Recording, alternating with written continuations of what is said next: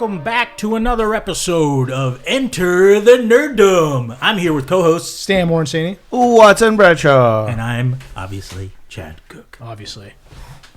And how are you guys doing? It's been a bit. It's been a few while. It's been a while. It's been a while. We've been busy. We still hang out all the time, but it's been we've been trying to get guests on, and it's amongst life and seeing things that we're gonna talk about tonight. Mm-hmm. It's been busy, so we finally got together. So yes, it felt like January was like the longest month. Yeah, it was a month that lasted like 15 years, yeah. And then now it's like I can't believe it's already almost April. Yeah, mm-hmm. Like what the hell happened? Exactly. Yeah, man. But yeah, we saw a lot of things. Yes, we did. There's been a lot of news coming out, but in the entertainment world, nerd world. So we're gonna talk about it. I think we should start off with Chad is wearing the IP that we're going to talk about, the Warner Brothers Looney Tunes. Yeah. We all went to go see... Well, Chad saw it on the Warner Brothers lot. I saw it previously. Then a bunch of us went to go see it on Tuesday, this past Tuesday. Yes. And Looney Tunes movie, what did you guys think? Because I loved it. I mean, right off the bat, I think it was great. It was the day the Earth blew up. Yes. A 2D animated Porky Pig and Daffy Duck adventure. Beautiful animation, by the way. Beautiful animation. Beautiful animation. Oh no, I think we were all happily surprised that there was no like star. There was no we're gonna grab a celebrity to do a voice. It was all like real voice actors doing their jobs. I'd say the biggest name was oh my god, I'm blanking on it all of a sudden, but from Janosch from Ghostbusters, Peter McNichol. Oh, who is he in it? He's the alien. Oh, he was? Yeah. Oh, that's funny. Okay. Mm-hmm. Yeah, he's the only on-screen actor that I know of that was really in the movie. But no, but he's done voice work before, and that's why he was great. I didn't even realize who that voice was. Yeah. I saw his name, but I wasn't sure what character he was going to be until I heard him, and I know that voice that he was doing was pretty much very close to the Mad Hatter from the Arkham games. Because he was Mad Hatter in that. And I was like, oh, man. Oh, I didn't know that. So, and he's one I would love if they, ever do a live action Mad Hatter. He'd be great. Him or Martin Short. Mm-hmm. He's on the younger side compared to Martin Short, I think. So, but they're both old, Yeah, they're, I guess, he's in his 60s, I think. It's probably around there, yeah. But no, I love the movie. Going in, I thought there was going to be more of the Looney Tunes characters and not just the duo. That's what we all thought. I definitely thought when they were doing the flashback stuff to young Daffy and Porky, maybe we'd see a few of those characters. Mm-hmm. Instead, we got wacky Farmer Jim. Yeah. Who everyone fell in love with. Everyone loves great. We had a really packed house in the theater that we went to. They were all very responsive. All we're having a great time hooting and hollering. Literally laugh out loud. Bouts of laughter. Yeah, I was laughing out. I wasn't expecting a ton going into this. It's Looney Tunes movie. That's cool. And I was surprised at how good it was and how funny it was. It was hilarious. It made me laugh really loud a couple times. It just reminded me of a good old fashioned Looney Tunes cartoon. Exactly. Since it was the duo, how they would have their own one-off little episodes. Absolutely. So it kind of felt like one of those old adventures they would have together. Yeah. But I couldn't really say if I imagine this I'm sure a little kid would be entertained by the movie, but I just think that the jokes are so aimed for us that they're less so. I don't know. No, I think so. There's the easier jokes there, but there were some references and things that were mainly regarding towards older people, like the old sci-fi kind of theme to it, and right. I don't know. It just felt like it was obviously more for us than a younger generation. It felt like a Marvin the Martian episode. Yeah, I kind of thought Marvin the Martian would be the big. I thought yeah, I was shocked that he wasn't. Bring him in, but yeah, the story revolves around a asteroid coming towards Earth, and then there's an alien on a ship who we think is trying to blow up the Earth somehow. He's going to brainwash everyone. Brainwash everybody, yeah. Via chewing gum. Yeah, he has this sentient chewing gum that gets into people's minds and controls them. Very Invasions of Very the much Body so. Snatch. They even did Invasion of the Body Snatch. Yeah, they did a little reference. Which actually, I got a little chill because I was like, "Ooh, yeah!" I didn't expect that. Yeah, and even they have a Daffy and Porky are working at the chewing gum factory. Mm-hmm. Yeah. And that's how they find out the evil plot. And they do a little bit with a chewing gum creature, which I was like, that's straight out like The Thing. Like, it's so funny. Like, and a little bit of like Five Nights at Freddy, how it like when they were flicking the lights on and off, and it just kind of disappeared. Yeah. I was like, oh wow, okay. I was like, that's a little scary. That whole part with the Thing kind of reference, I was like, I think this part would be probably the most terrifying to a kid if they were like young enough. I was thinking about it because I was like, I might bring my kid to see this, but that might freak him out. Yeah, you know, it's just like the teeth. Yeah, in one eye. It was and then they're using the flamethrower on it. Yeah. I was like, that's straight up The Thing. Yep. Yeah, so the story is Porky Pig and Daffy were raised by Farmer Jim, this very handsome, this like beautiful man, and he eventually leaves. It's implied he dies. Yeah, but they don't say that because that would be sad. He goes to live in the clouds. He goes to live in the clouds. Yeah, he's a Mufasa. Yeah, exactly. At some point. Yeah, and so Porky and Daffy are left in the house, pretty much to raise themselves. They're already adults, and it was great because like they were doing a montage of them growing up, and at one point they're in high school. So like Daffy is like this like goth, and like and Porky's like this like I don't care, can I go to my room? And it's great. Oh, I can't. There was one bit that I mean I laughed the hardest at, but I was just shocked. The joke they went for is when they were babies, and then Daffy's jumping around and he causes something to fall and hit Porky Pig in the head. Yeah, and that gives him a speech stutter. I was like, whoa! Everybody in the theater lost it. Yeah, it was great. I was like, and then. You know, they were just acting like it was normal, but it was like, no one's gonna address that. Yeah. So they're adults by this point. By the time the movie starts, and their house is falling apart. Is it an HOA or city inspector or something? HOA comes by and says your house. A voluptuous HOA. Has to pass inspection or we can condemn it. And they say, of course the house is a mess because it's Porky and Daffy, and. In the middle of the night, an alien goop hit it and tore off the top of the roof, which they don't notice. And now they have to raise money to get the house up to code so they don't lose it. And so you see them going through a menagerie of jobs. Yeah, this was a bit where I got a little worried that it would become... Because they do a bit where they're trying to be influencers online. And I was a little worried that we were going to get very like a DreamWorks like Secret Life of Pets kind of thing where suddenly it's like we got to use internet memes or like, you know, it's like a Minions thing. No, yeah. So I got a little worried that that's where the movie was going. It ends very quickly though. It's like that joke is done and then it's like they don't really delve into modern cultural stuff. I think they learned because of Space Jam 2 like the whole, I don't remember much from Space Jam 2, but I think Porky Pig was rapping, and I was like, it was just, they were trying to use like more modern, slang that kids would use now or something like that. I'm like, no, that's not Looney Tunes at all. So. But they use it very sparingly.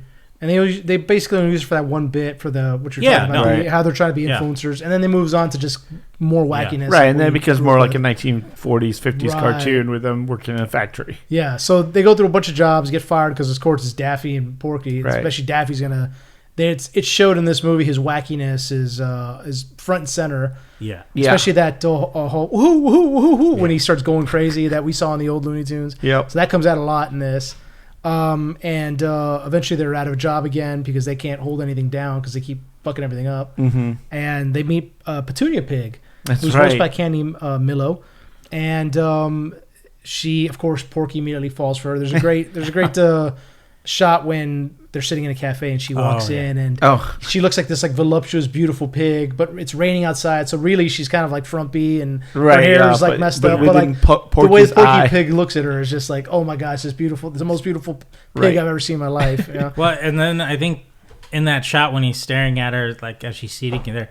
There's a sign next to her that says like "try some pie" and stuff, and I was like, "Oh, what? Okay, they knew what they were doing." And so then they made a joke about that. And Daffy's like, "You want me to get you some of that? I can get you some of that cherry pie." He goes over there and he actually orders the pie.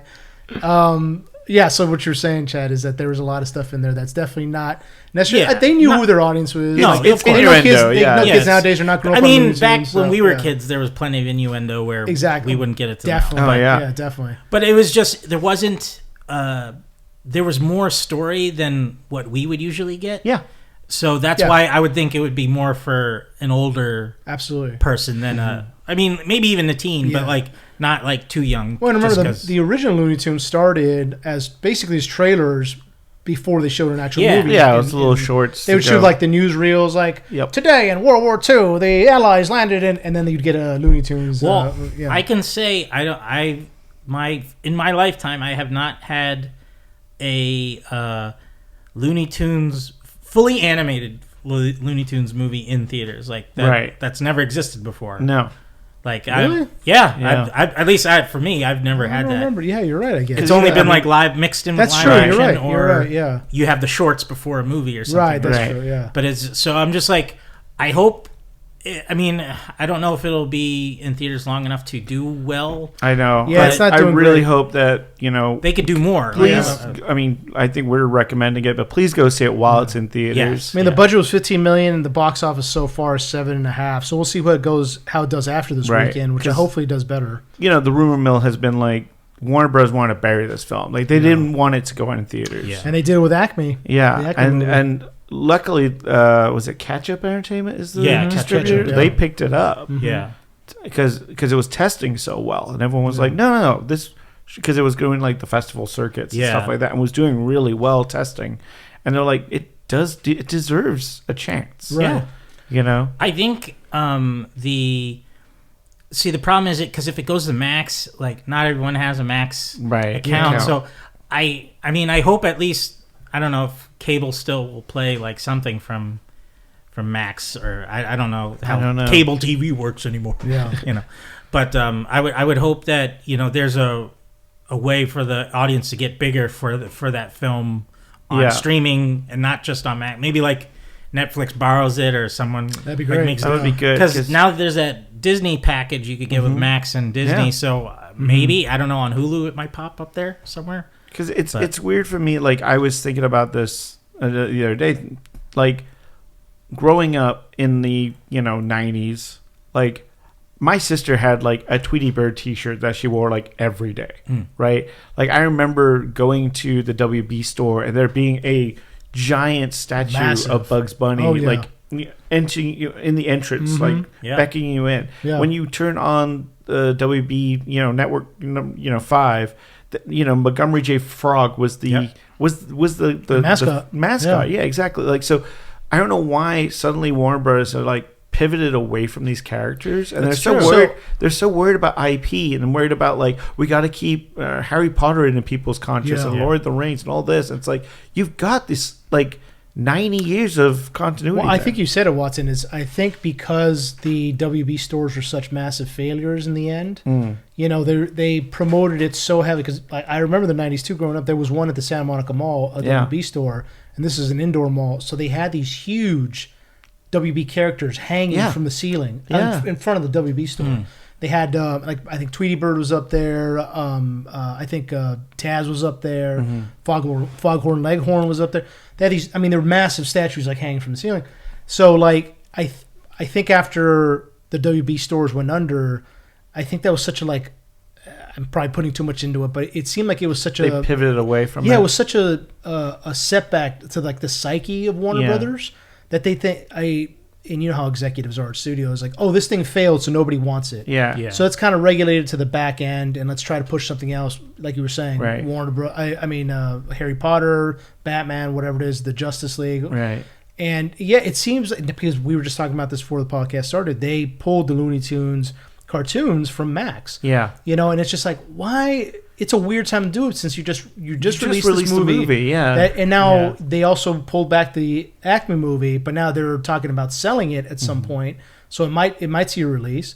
But at the same time, you pull back on your cartoon, the Looney Tunes cartoons, the base of which some of these cartoons are classics and they're still hilarious to this day. When I still feel like in the 90s, it was celebrated in a way like we had like Tiny Toons, which was directly like this Looney Tunes the next generation. You know, Yeah. I mean, people were still like, I don't know, like into it or what. I don't know if they No, they are very much so. Well, like I could say I was introduced to Looney Tunes by just flipping through the television and then it's on and then I'm catching a 15-minute episode or something. Yeah. And it's not available like that anymore. You have to actually have the streaming app, and then also like the newer version of Looney Tunes that they've made. They've edited themselves from being as free as the original. Right. Like they kind of are neutering their humor, and I don't know if that's not attracting the kids as it could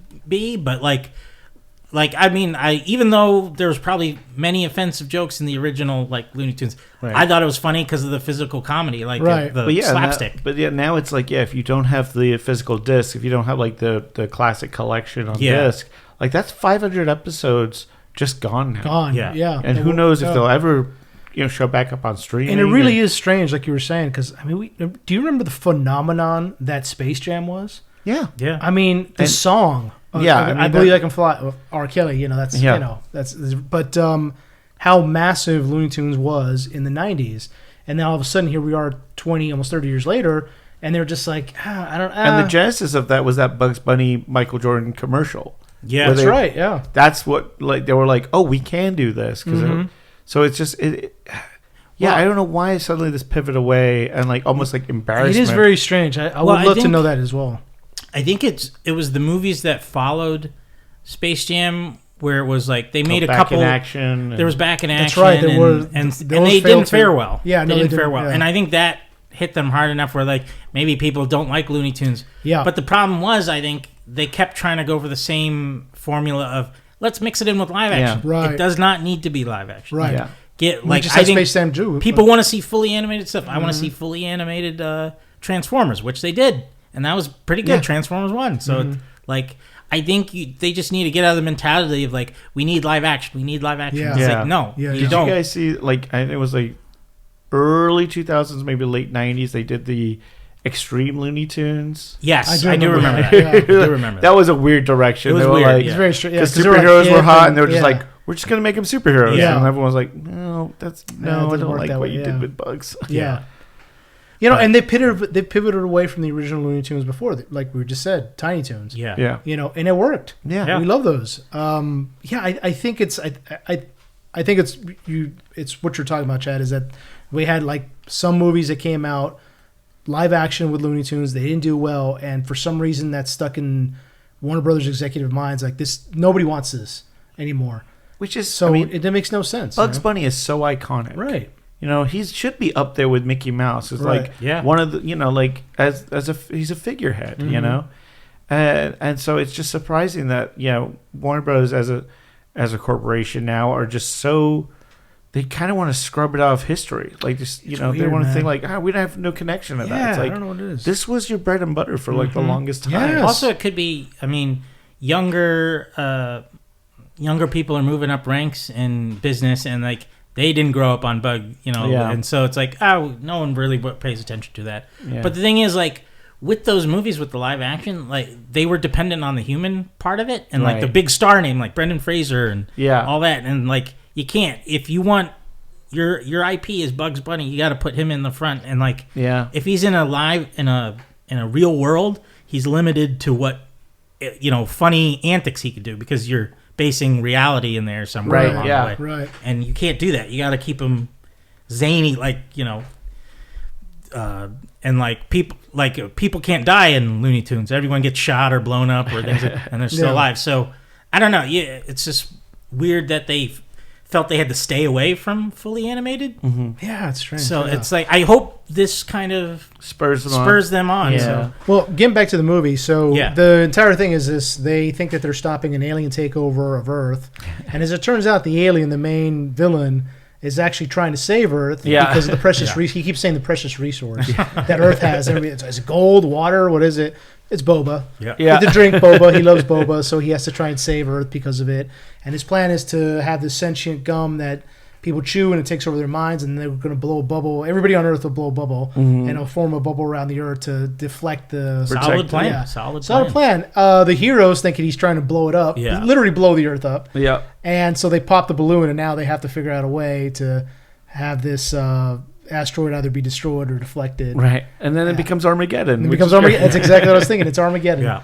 So Petunia Pig, Porky, and Daffy have to go into the asteroid and try to divert his course or blow up the asteroid. And through the course of the movie, Petunia Pig has this, her whole, MO is to like find a new flavor. Yeah, and so she's constantly chewing stuff. She's putting stuff in her mouth. It's ridiculous. But all her experiments seem to end up blowing up. Yeah.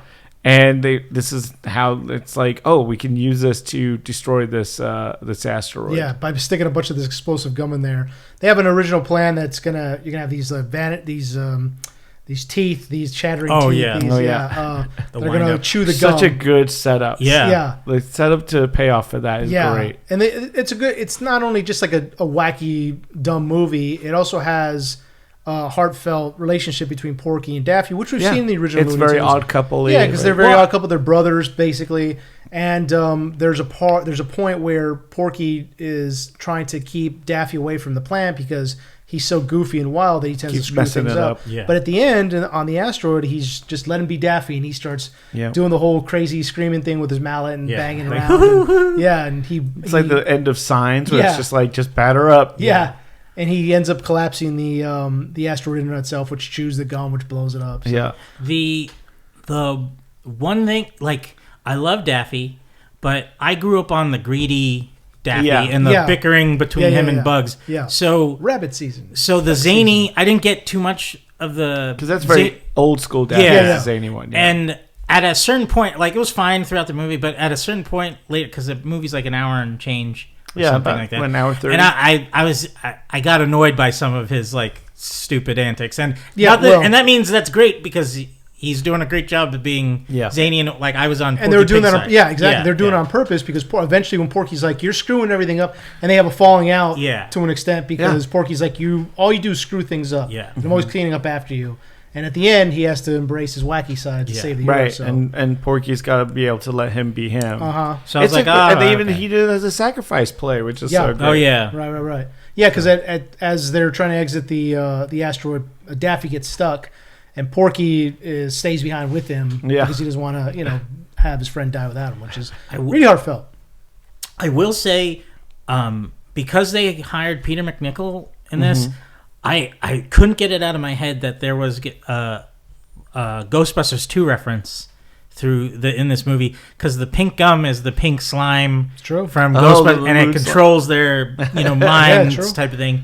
But also, there was a point where you see a shot of the Statue of Liberty and it's covered in the pink gum that explodes. And I was like, oh, it's like the slime in the Statue of Liberty. And I was like, the Peter McNichol. So I wonder if like an animator was a big enough fan, was like, you know what, since he's in this. Or maybe that caused the casting of people. Or maybe that. Like, we did this. And true. Should we ask him? Yeah. True. Yeah. Also, I think the guy, one guy did Daffy and Porky. Eric Balza. Eric Balza. Yeah. Wow. He's fantastic. What a great, holy shit, man. He does Bugs now. He does Daffy. He does Sylvester. Yeah, he does. He does the majority of them. Yeah, he does Marvin the Martian. Marvin the Martian, Daffy, Bugs, Sylvester. I'm blanking on some of the other ones, but I recently learned he doubles he's a voice match for Antonio Banderas. Yeah, I saw that. Puss in Boots. I was like, whoa, that's crazy. Yeah. So he's just crazy talented. And he's only been doing it for a few years, right? Yeah, he started on Marvin the Martian, and then I guess they gave him more of the characters because Bob Bergen is usually Porky Pig. So I'm wondering that situation for the movie, but whatever. Yeah. But I mean, not to say that Eric Balza didn't do amazing. He's superb. Yeah, and I don't know who voiced Petunia Pig though. Candy Milo. Candy Milo. Yeah, Milo. She's great. She's a big voice actor. Oh, Wayne Knight was the mayor as well. Oh yeah, that's right. Yeah. His voice sounded so familiar. That was the big name I thought about. I was like, was Jim? Who was Fred Tata Skyer? Sorry, I'm gonna mess that. I'm butchering that name. That's okay. Fred. Oof, I'm sorry. Tata Sciori. Tata Sciori. Yeah. Yeah. Okay, yeah. He almost kind of looks like him. Yeah, he does. But no, they did good. Was Lorraine, the scientist? Mrs. Gretch was Lorraine Newman. Mm-hmm. That's great from SNL. Yeah. So yeah, no, I mean, all around fun movie. Great movie. I was pleasantly surprised. I didn't go in expecting a lot because of the bombs that Looney Tunes has had in the past. And I was so entertained. I hope it gets released on physical media. I know, man. No, I'm definitely gonna get it. Yeah, if it does. I really hope that. Now, let me ask this to you both: if they did another movie, would you want to see another kind of duo and then just regular human characters, or no? Whatever? I want the whole cast. I want an animated, just strictly animated. I'd like to see the rest of the cast for sure. Yeah, because I kept thinking Bugs Bunny was going to show up in this. Well, I thought so. I thought we'd have more cameos. I thought at least he would like dig a hole and he's like, I forgot to take a left at Albuquerque. Yeah, something like that. At the end or something, or just Marvin the Martian, which you would think would be the. Someone's already attacking here. Right. Yeah, that's pretty good, Chad. Thank you. There you go. Chad Eric Bowser, let me in. There you go. I'd always wanted a Yosemite Sam Elmer Fudd duo movie. Oh, that sounds fun. Yeah. Just like fun, yeah. Only if they give Yosemite Sam his guns back. Because last time I checked, they took him away. Yeah. Yeah. In the new Looney Tunes, because it's bad. Whatever. And I think they both can't, of them would be like they obviously can't smoke anymore like any of the characters how they used to. Yeah. Oh, they used to do much more than that. Yeah. Well, yeah, they took away Elmer Fudd's gun too. Yep. He's got a pitchfork. I don't know what he has. Something like that. His shotgun. Yeah. But I'm just like, he's a hunter. Right. That's kind of his thing. Yeah. Is this a slingshot or something? Yeah.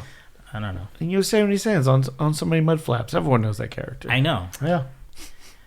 And but I mean, hopefully we get some more of them. Yeah, that'd be great if they. I mean, I'd love a Roadrunner movie with Coyote. Just well, hopefully we'll get a. I mean, I guess Acme, with the Acme movie. Yeah. Yeah, if that. I mean, the rumor mill has been that was it Amazon or someone might pick it up. Yeah. So yeah, I don't know how that works with. They already did the tax write-off stuff. Mm-hmm. Yeah, I was thinking the same thing too. So I don't know if they have to pay that back to the government if it does get released. They may have to, yeah. But so. And even though I've been hearing we've heard good things about the Acme movie, it's another movie with mixed live action. Yeah. And so it's like I'm worried about it because it could, like, if it is bad and then it hurts the IP of Bugs Bunny and all them again. Right. It's like that's not great, but I want it to be good. So yeah, me too. Yeah, me too. So, I think it's going to be. I mean, yet again, it tested really well. Every time I've heard about when it's gone up for viewings, it's always been rocking solid. So yeah, it's got a solid cast. I mean, Will Forte is heading it. Yeah. So yeah, I think it's. He recently spoke about it, and he was pretty upset that. I would be too. Yeah. I mean, you put in so much of yourself in these projects. Yeah. John Cena's in it. I mean, come on. Yeah. No, I mean, like both of them are great additions to the comedy that could ensue. So it'd be disappointing if we never see it. So yeah. Did you guys hear the interview with Tony Hawk about it was right after Space Jam came out in '97? Mm-hmm. They were planning the next movie was going to be like Skate Jam. Oh, and it would have been Tony Hawk and the Looney Tunes. That would have been interesting. But apparently his manager messed it up or something where. Like they asked for more money or something like that, and then they were like, "We're going in a different direction." And then we got Space Jam 2 20 years later. Right. Well, then it became Back in Action, which was supposed to be like Spy Jam. Yeah, was like they were the original like title or something. And it was going to be like, it was going to be a spy movie, and then that didn't happen. And yeah. And then Space Jam 2, which this is written by an algorithm about an algorithm. Yeah. This is why they've scaled back on Looney Tunes because of that stuff. Yeah, that's why you need to bring back the gangster guy in Mimsy, and he's like, see, we're gonna give us all the money. See, I feel like they need like a Kevin Feige or someone in terms of like taking care of that property. You need they got to put someone at the head of the animation. Yeah, that'd be awesome, and then have each character have their own movies, like leading up to a major one. Yeah. The Looney Avengers. Something like that. There you go. Avengers Assemble. Or something. I don't But yeah, Loonies. I really like this movie. I hope that gets a physical release because I'll definitely buy a physical copy of it. Yeah, but please try and go see it in theaters go see it. while it's out there. It's good. It's good. I mean, I think it'll be, again, I think right now it's only at $7.5 million for the box office off a budget of 15. There was basically no marketing budget, so it seems like it's 15 million even. We saw it in theaters, and we looked around for like a poster, so that we could take a picture with the poster, and there was like nothing. Nothing. Yeah. I don't think there'd even be toys of it. No. I'm like, that's a missed opportunity there. Absolutely. I mean, everything for the kids too. They're so toyetic, and that is the thing. There's no Looney Tune toys. There's yeah. And the fact that there's Dogman toys, and we had the Dogman movie even had something. There you go. Looney Tunes, Day the Earth Blew Up. Go watch it. Highly recommend it. Yeah, check it out. It's got the Enter the Nerdom seal of approval. Yep. The next movie we went to go see, Chad and I, was The Rule of Jenny Penn. Yes. This is stars. This is an interesting movie. Very opposite end of the spectrum. Very opposite end of the spectrum. Don't take your kids.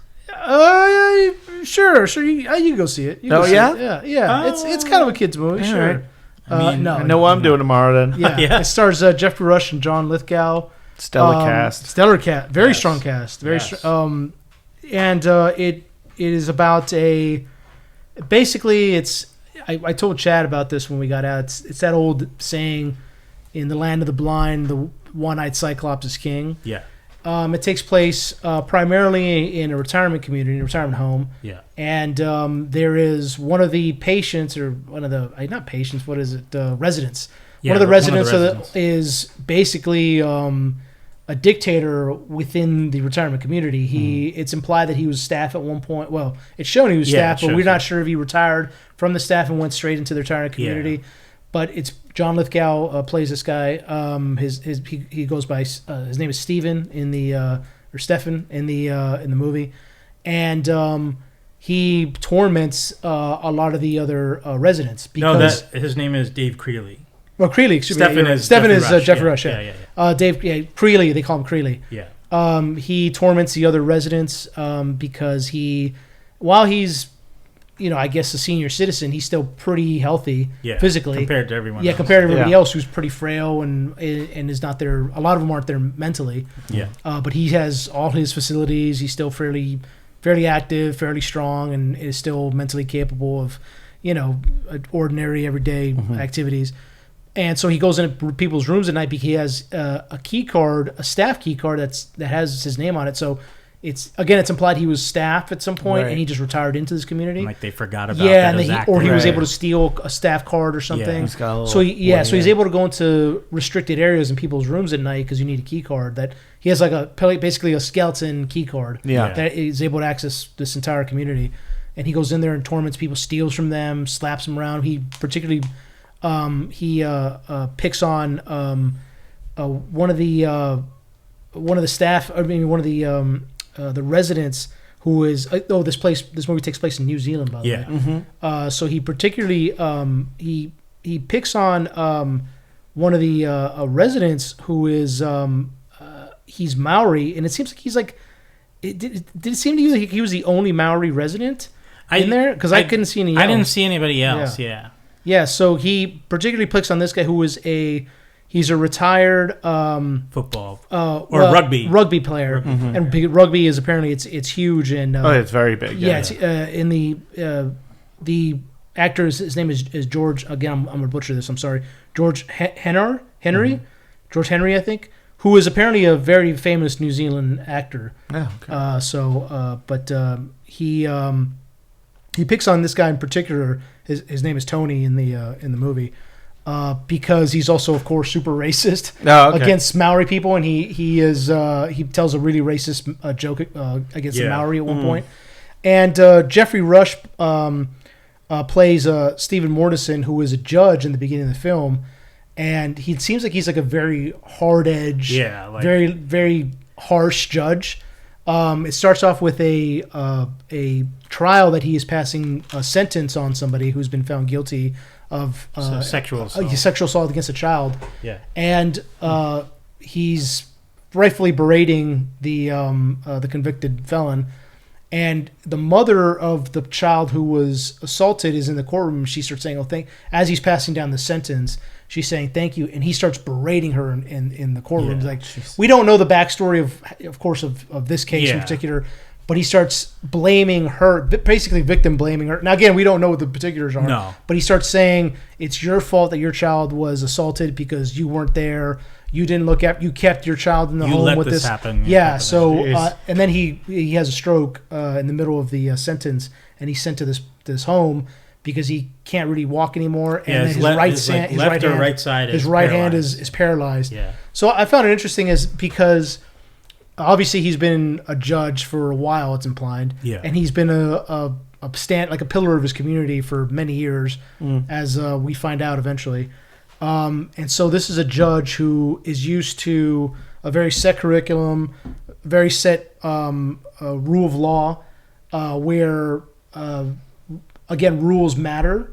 And he's sent to this place where he was going from a very powerful position to a very powerless position. Mm-hmm. He's physically powerless. Yeah. His standing within the community is reduced because the staff thinks don't take him as seriously as he starts complaining about Creeley assaulting him in his room. He's treating the staff poorly by berating them. And he berates. He's definitely very abrasive, very full of himself. Yeah. And you kind of understand he's a judge. He's been in law for a long time, so he definitely comes into this community with this attitude of, he keeps saying it too, I'm only going to be here for a little bit. Yeah, and so he definitely, again, understandably so, he is paying for this. His medical care is paying for this treatment. He thinks he's only going to be there for a bit, and he does feel that him and the other patients deserve respect, which they do. Yeah. They don't deserve to be treated as poorly by Creeley as they end up being, because the staff, again, doesn't believe him. Creeley moves around at night.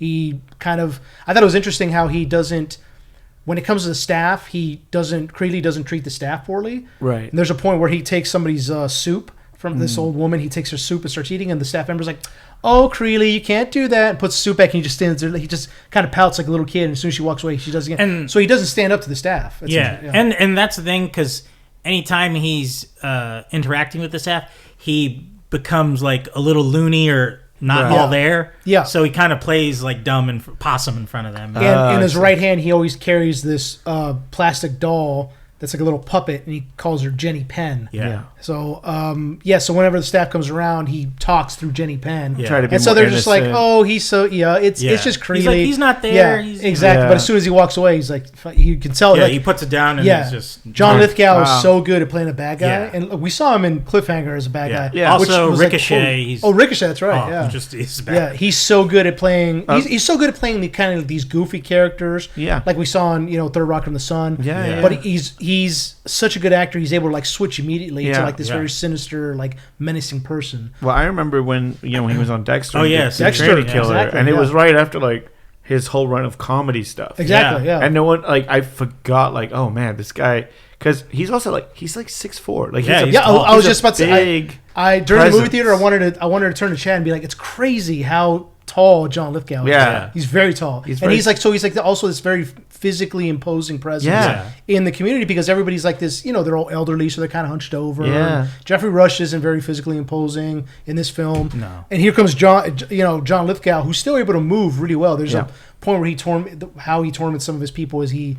Apparently, I guess in New Zealand, there's this Jenny Penn was some type of record or something. There's an old timey record with a song, and it has Jenny Penn's name in it. Yeah. and it's like he's this kind of goofy. It's for kids. Yeah, right. And it's like he a dances and kind of thing. It kind of reminded me of Pennywise the Clown. Yeah, when he dances. But it's like his way of kind of another form of torture for the residents there, because he's probably tortured them before he got to Jeffrey Rush. Yeah. And he's like, this is how I rule. You all know it. And he's like kind of praising himself with the song and dance. So, at one point we see there's staff pictures on the wall that go back to the 1970s. And you see a young John Lithgow amongst the staff pictures. So it's implied heavily that he's been doing this to the residents since he was a staff member, and so he probably liked it so much. The other great thing this movie does is that it shows that everybody is kind of a victim within this community. Yeah.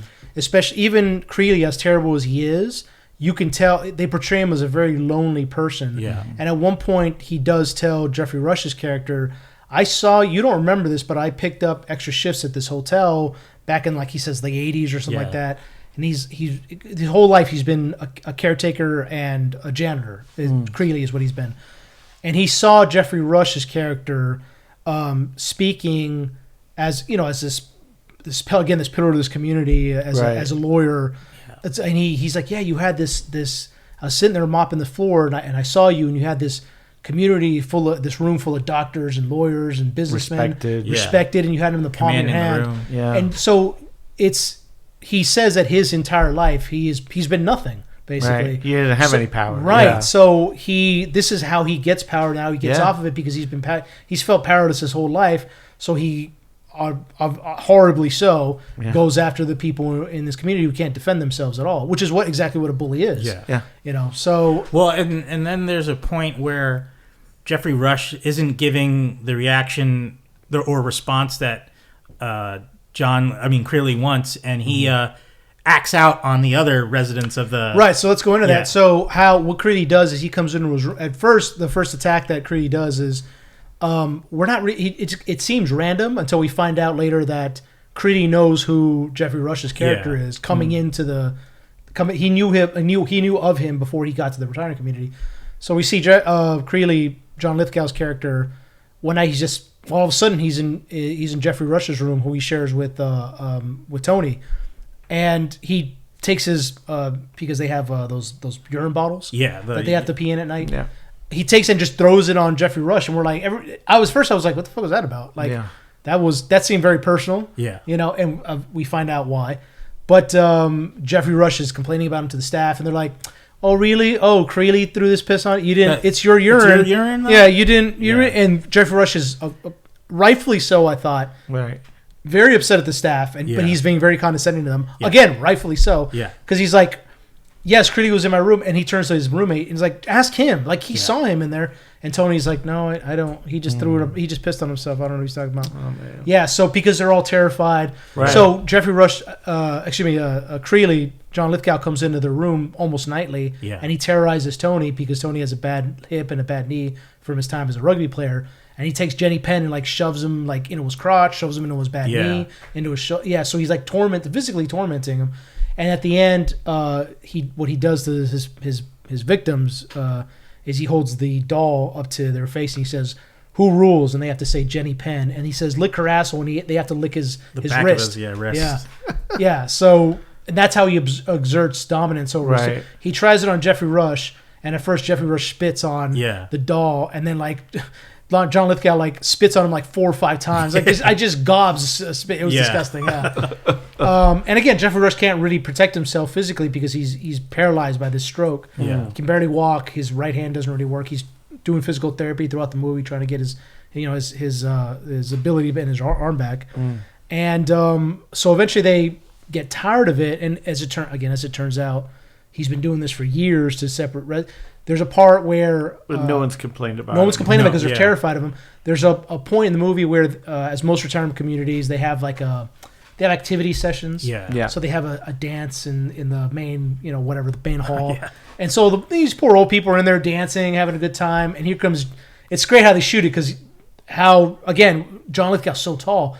And so he comes in just kind of striding in. And he kind of like this menacing presence. And he goes in he's like shoving like old people out of his way. Stepping on their toes. And we're like, and Chad and I were like laughing. We're not, it's terrible, but we're like, because it looks so crazy. Yeah. It looks so crazy. So obnoxious. He's so obnoxious. He's so ridiculous. He's going around there stepping on people's toes, like shoving old women out of his way. And he's in the middle of this dance floor just kind of bumping into everybody on purpose. And everybody just, as little one by one, the residents just leave the dance floor. Like, all right, and he's just on the dance floor by himself. And it's just showing his power, what he has over this community. And so eventually Jeffrey Rush tries to have him set up where he's like, okay, he's able to steal one of the staff key cards, goes into Creeley's room, which we find out is just very bare. It's a bed and that's it. Yeah. So and he's been in here for a long time. Yeah. He goes in there and his character, John Lithgow's character, has I guess it's asthma. Yeah. So he needs a respirator. And so he is able to take all his respirators and empties them out just by holding down the button. Yeah. So I don't know if you got this. I didn't get it. He he does have a plant in his room, John Lithgow's character, and he goes in there and he realizes some of the dirt's been moved. I guess he did it. I know Jeffrey Rush moved something on purpose, but I didn't understand how he immediately pinpointed that it was Jeffrey Rush. Because it was something Jeffrey Rush took from one of the staff people. And he left it because remember when he confronted Jeffrey Rush he threw it. Yeah. He threw it at him. He was like, "Oh, I know what you did." That's what it was. Yeah. I was trying to plant something. He was trying to plant something so he could come to him. Right. Yeah. But I didn't understand how he knew it was Jeffrey Rush. I didn't get that part.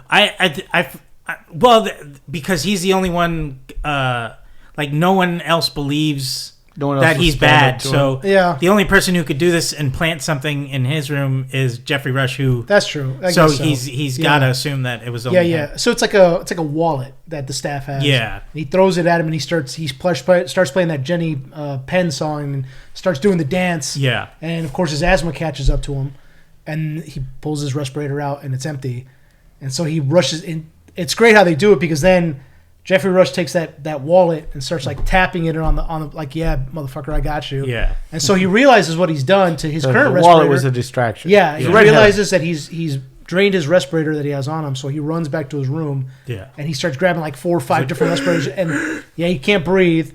Is able to open the door and collapses in the hallway, and we just barely see a staff member come around the corner, and then cuts. Yeah. And then for a while, the residents have peace. Yeah. Because he's in the hospital. It's implied he's died.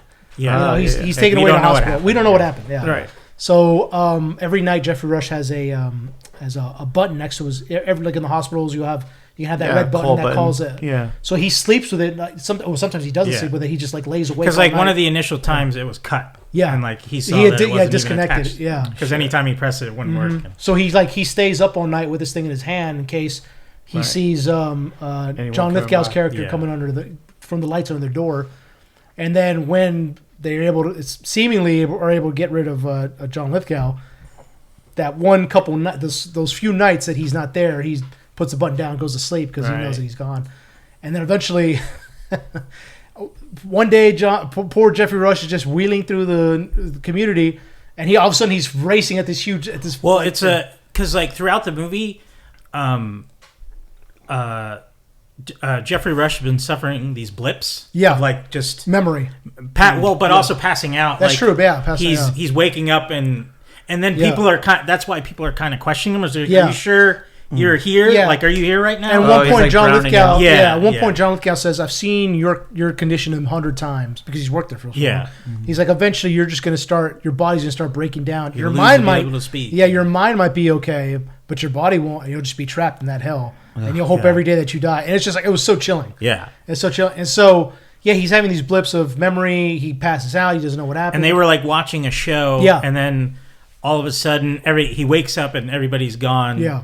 And then he kind of blips out again, and then he kind of sees how the fast floor he's moving, and he's moving fast, and it's John Lithgow like pushing him down the hall. Yeah, running through the community, and he's looking at him like he's like foaming at the mouth as he's like looking down at him, John Lithgow. Yeah, and he like smashes him into like a chair. Jeffrey Rush goes like flying off the side. He locks him. They're like in this community room, and he locks the door. And there's these 2 poor old people in there. They're like a couple. Like a married blind couple. Oh my god, husband, and then this old who's in lady. a wheelchair, and this older woman who seems like she's not entirely there. Yeah. And he starts like undressing her as Jeffrey Rush is like and the on husband's the floor. like he can't because he's blind. He's like, "What's going on? What's happening? What are you doing?"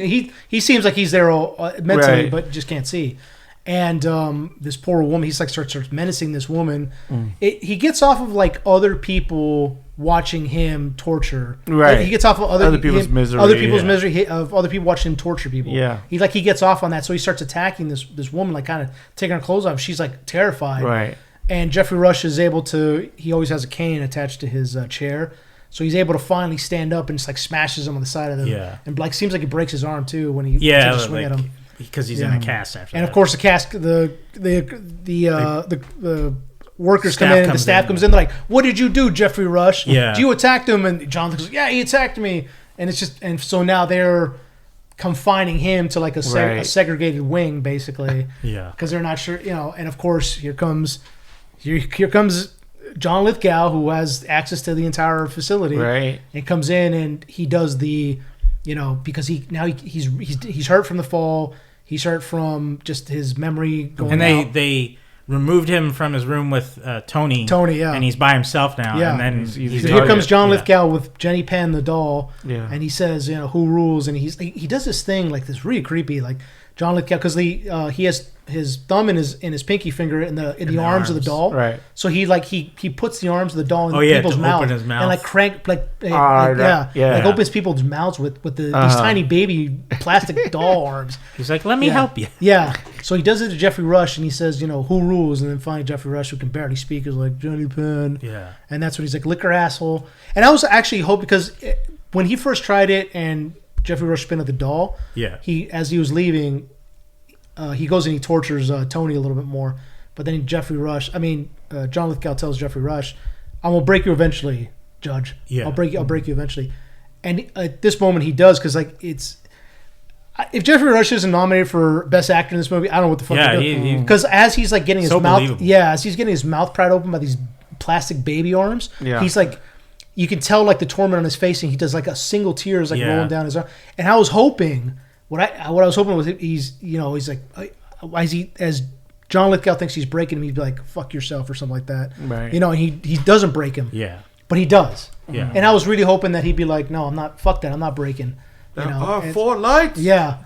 And so he thinks he's finally broken him, and we see that maybe it's over. When the movie cuts, I thought that was it. Like, oh shit, like that's it. Like he won, and he's going to be. The movie, it seems like there's like two separate points where we think the movie's over, and it keeps going a little bit. And I was like, okay, good. It can't end here. Yeah. It can't end like this. Before he appeared alive again, I was like, oh, they solved it. Yeah, that's what I thought too. And then there's another part where after he does that, he breaks him.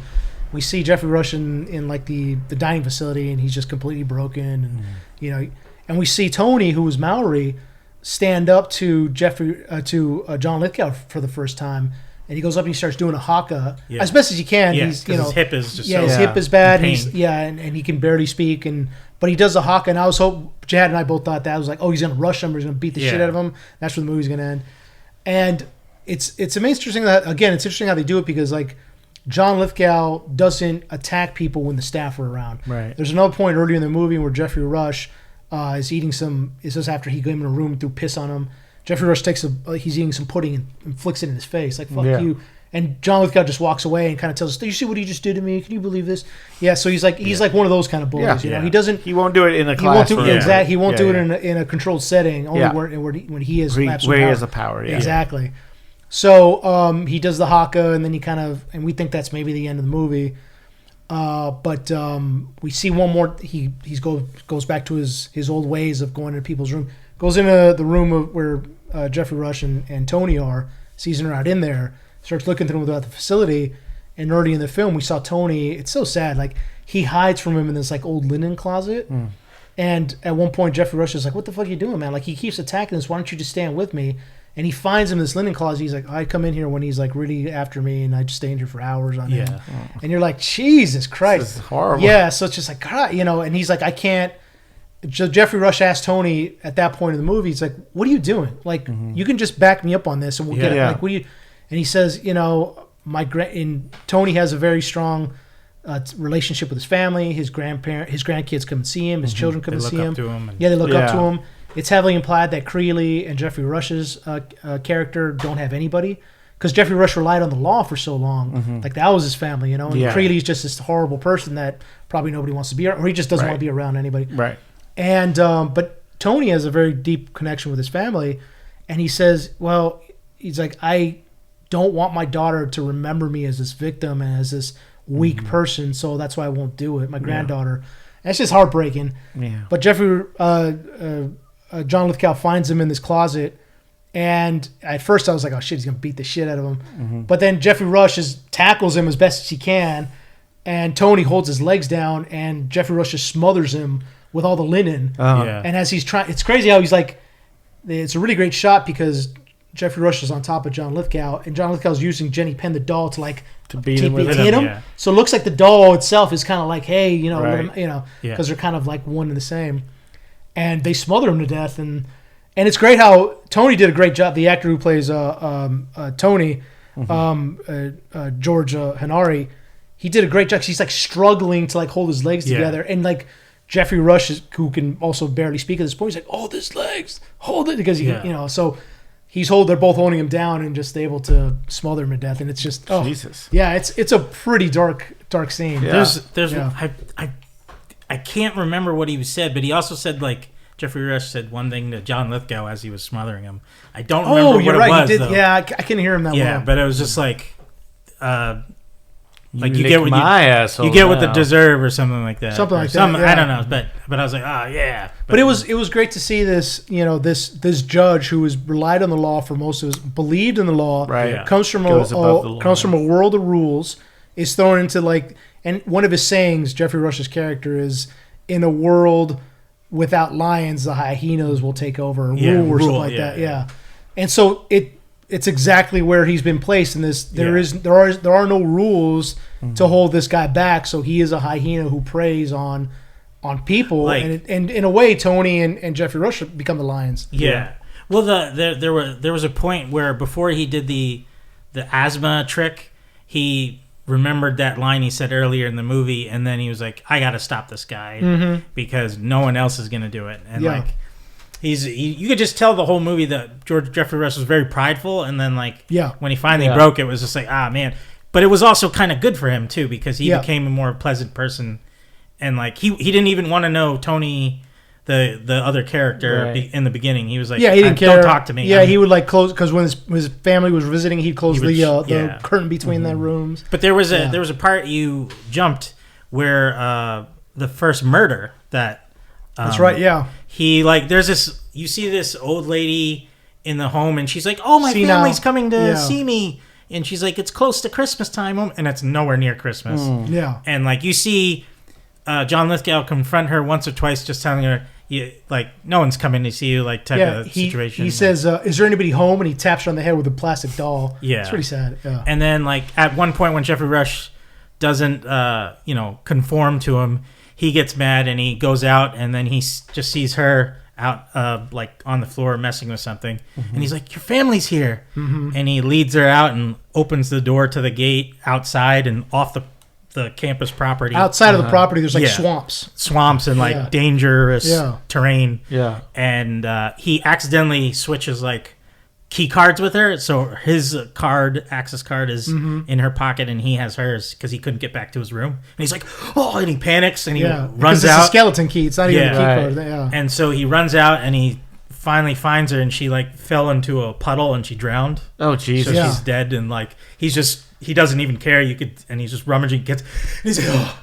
and he uses his asthma to catch his breath, and then he makes his way in, and that's when when they see the body being pulled out, and Jeffrey Rush kind of puts two and two together, because he's measuring the height of the gate. You have to be really tall to do it, and she's very short, so he knows. There's only one of us that's that tall. It's a very 90s thriller-esque movie. It reminded me a lot of Misery, Hand that Rocks the Cradle. Well, you could set this. This could be a prison. Yeah, I did say that too. Or a grade school Cuckoo's thing. Nest. Yeah, yes, exactly. But I like the idea of it being a retirement home where people are supposed to be safe. Yeah, and the way that we have dealt with our elderly nowadays, we kind of just throw them into a place. Yeah, it's tragic, and no one really pays attention to it. So like you say, a hyena would thrive in that kind of environment. Yeah, and it's Jeffrey Rush is, again, we all know what the caliber of actor that Jeffrey Rush is. But he plays this person who's been afflicted with this stroke, and his right hand is stiff. Yeah, it's like pointed, Yeah, and he does that throughout the whole movie. He's in a wheelchair at the time. That's rough. Try and bring it back, and man, even pretending to drown in the bathtub when he's like, "I'm fine." I thought so. There's a point in the movie where he's getting a sponge bath, and he's in the tub, and the girl's like, "I got to go run and grab a towel." He's, "Oh yeah, I'll be fine."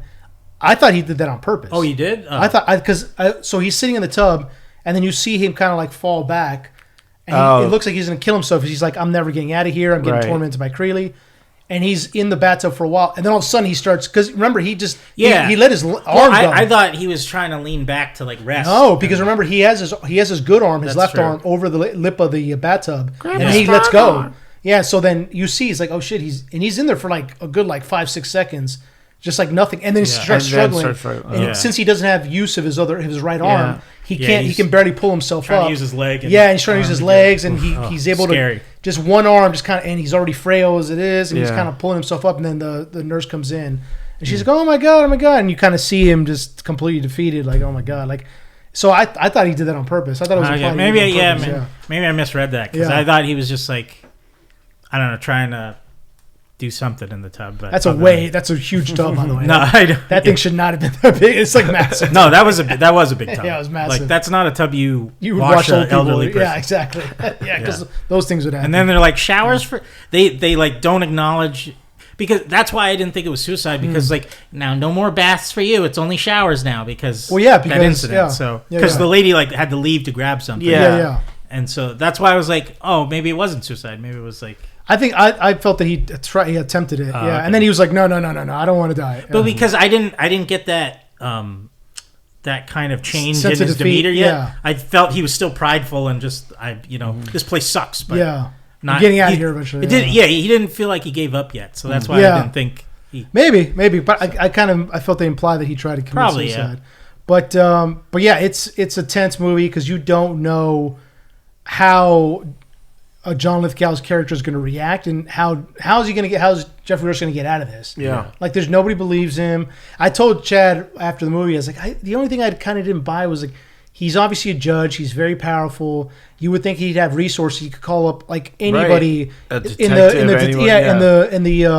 district attorney's office or their version of it and say, "This is what's happened to me. You need to investigate this shit." Yeah. Then Chad brought up a good point. He said, "Well, it seemed like he was a guy that everybody hated, and he didn't have very close friends. Yeah, and he's kind of an asshole. So people would be like, "Fuck this guy." And I was like, "Yeah, you're probably right. You're probably because some people might be like, "You deserved it." Exactly. And with the thing you brought up of how we kind of throw away our elderly, they're probably like, "Well, this judge is old. He's gone. He's gone. Yeah, it's not worth saving." I think it was like John Oliver did a report about like elderly retirement communities. Like literally, like they had one in Florida where an elderly person got out and got eaten by alligators. Jeez. Yeah. Like because they just weren't paying attention and the person just walked out and like just got eaten. Well, and in this movie, by an alligator. Yeah, in this movie, when the older lady walks out who has dementia, and she drowns, they're kind of just like. Oh well. Yeah. They just chain the gate. That's the only reaction you see from the staff. They chain the gate, and that's it. Yeah. Unfortunately, that kind of is what happens nowadays. It's just it's pretty tragic. So that's why after leaving the movie, I was like, I'm gonna take care of myself. I'm not gonna get a stroke or Yeah, it's pretty terrible to be stuck like that, and and then to have eat your greens, then have Dave Creeley coming around slapping you around. And, So, but yeah, it's a great movie. It very much reminds me of like a 90s thriller. Like you said, Misery. Is this why Stan's been walking with a little doll on his hand since we walked in? Who rules? Go check out Rule of Jenny Penn. Thanks again, Chad, for telling me about this because I didn't know anything about this movie. I didn't hear about it until he sent me the trailer. Chad sent me the trailer and was like, "You want to go see this?" Mm-hmm. No idea. I went with him and Julie. And I was like, "How's Lithgow's New Zealand accent?" It's pretty good. Yeah, it's there. You know. Well, Jeffrey Rush sounds British, though. Well, no, I mean, funny because he is from New British. Zealand. Yeah, but I think. Oh wait, Jeffrey Rush is from New Zealand. Yeah. Oh, he's from New Zealand. Yeah. I thought he was British. No, so maybe, he's a New Zealand actor. Australian. Oh, he's Australian. Yeah. Oh, so is his accent Australian or is it British? I think it's Australian. It would be Australian. Yeah. Oh, I could have sworn. I thought he was British too. Yeah. British too. Yeah. So. Well, the thing is, it's funny because John Lithgow is one of the few American actors who's been invited to be British or now a New Zealand or Aussie, because like he was Winston Churchill and and he's gonna be Dumbledore. Yeah, that was announced recently. God. He just came out and said it. He's like, John Lithgow's so great, dude. He's gonna be an American playing Dumbledore. He can do anything. As much as he's got a pass for anything. Yeah. As cool as he would be as Dumbledore, I think he would be an awesome Voldemort, though. Ooh. Oh, for sure.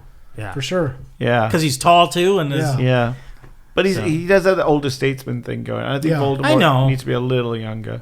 But I guess so. But I just I don't know. I just see. Also, Ray Fiennes was so good. He was. Yeah, he was. I don't know yeah, how he was you're great. gonna No, refines. that casting in that is amazing. Yeah. But let's just. But hope, yes, I could maybe an older something like that. You know. Yeah, no, I Yeah. But like, let's just hope. John Lithgow's Dumbledore says, did you put your name in the fire? Sorting hat. Calmly goblet, instead of yelling it at him. Yeah. Harry, tell me, did you put it in the goblet? I'm like, no, I didn't. Sorry. Tell me, boy. Calm down, man. Rule of Jelly Pen, check it out. Yes. Watson, you should watch. I know. Now I've heard more about it. I don't know why like this wasn't. They They didn't promote it at all. I didn't hear anything about it. It was weird. I forget where I saw the trailer. It was like, I don't know if it was actually in theaters I saw the trailer, or if it was seeing another movie, or if it was just it popped up as a commercial in between videos, and I was like, oh, what's this? Like going on Netflix, Instagram or something. And I was like, oh, what's this? This is cool. Mm-hmm. And yeah, it was limited release, and then obviously movies that don't last more than like 2 weeks now in theaters. Yeah, I know. Unfortunately, I was shocked that Regal wasn't playing it at all. Yeah, or actually one or two, but not the one near us. Yeah, and I would think Regal would be a theater that would keep it in there longer. Mm-hmm. And it's like after they usually show more of the artsy stuff at the Regal in Sherman Oaks at the mall there. But I would be going to our Lemley more if they were playing more of like Rule of Julie Penn, and right. They need to grab those movies. You would think that Lemley would be playing for sure. Yeah, it wasn't there either, so I was just like, oh man. But because I would love to support them again, but I haven't found a movie that I wanted to see there yet. So check it. You guys need to go out there and support your local theaters, and please try and find these small movies. It was produced by Shudder, so it should be on there very soon. Yeah, Shudder. That's right. I forgot about check that. Check it out. Yeah. 70% of Rotten Tomatoes. Fuck you. That's what I'm listening to Rotten Tomatoes. That's just definitely a 90. Was that an audience review or is that the critics? Come on. Yeah, come on. They didn't get it. No, they didn't get it.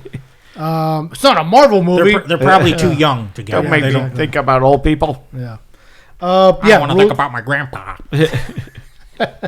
Rule of Jelly Pen, check it out. Yeah. And obviously, we have to talk about the Daredevil Born Again series that's recently coming out. Holy crap, guys. I'm loving it. I put it out in our group chat that there's certain shows lately, like X-Men 97, Daredevil reboot. We totally heard that. Crack it. Don't hear what? What are you talking about? That was fresh. Some shows that don't care about your feelings. Yeah. And I'm here for it. Yeah.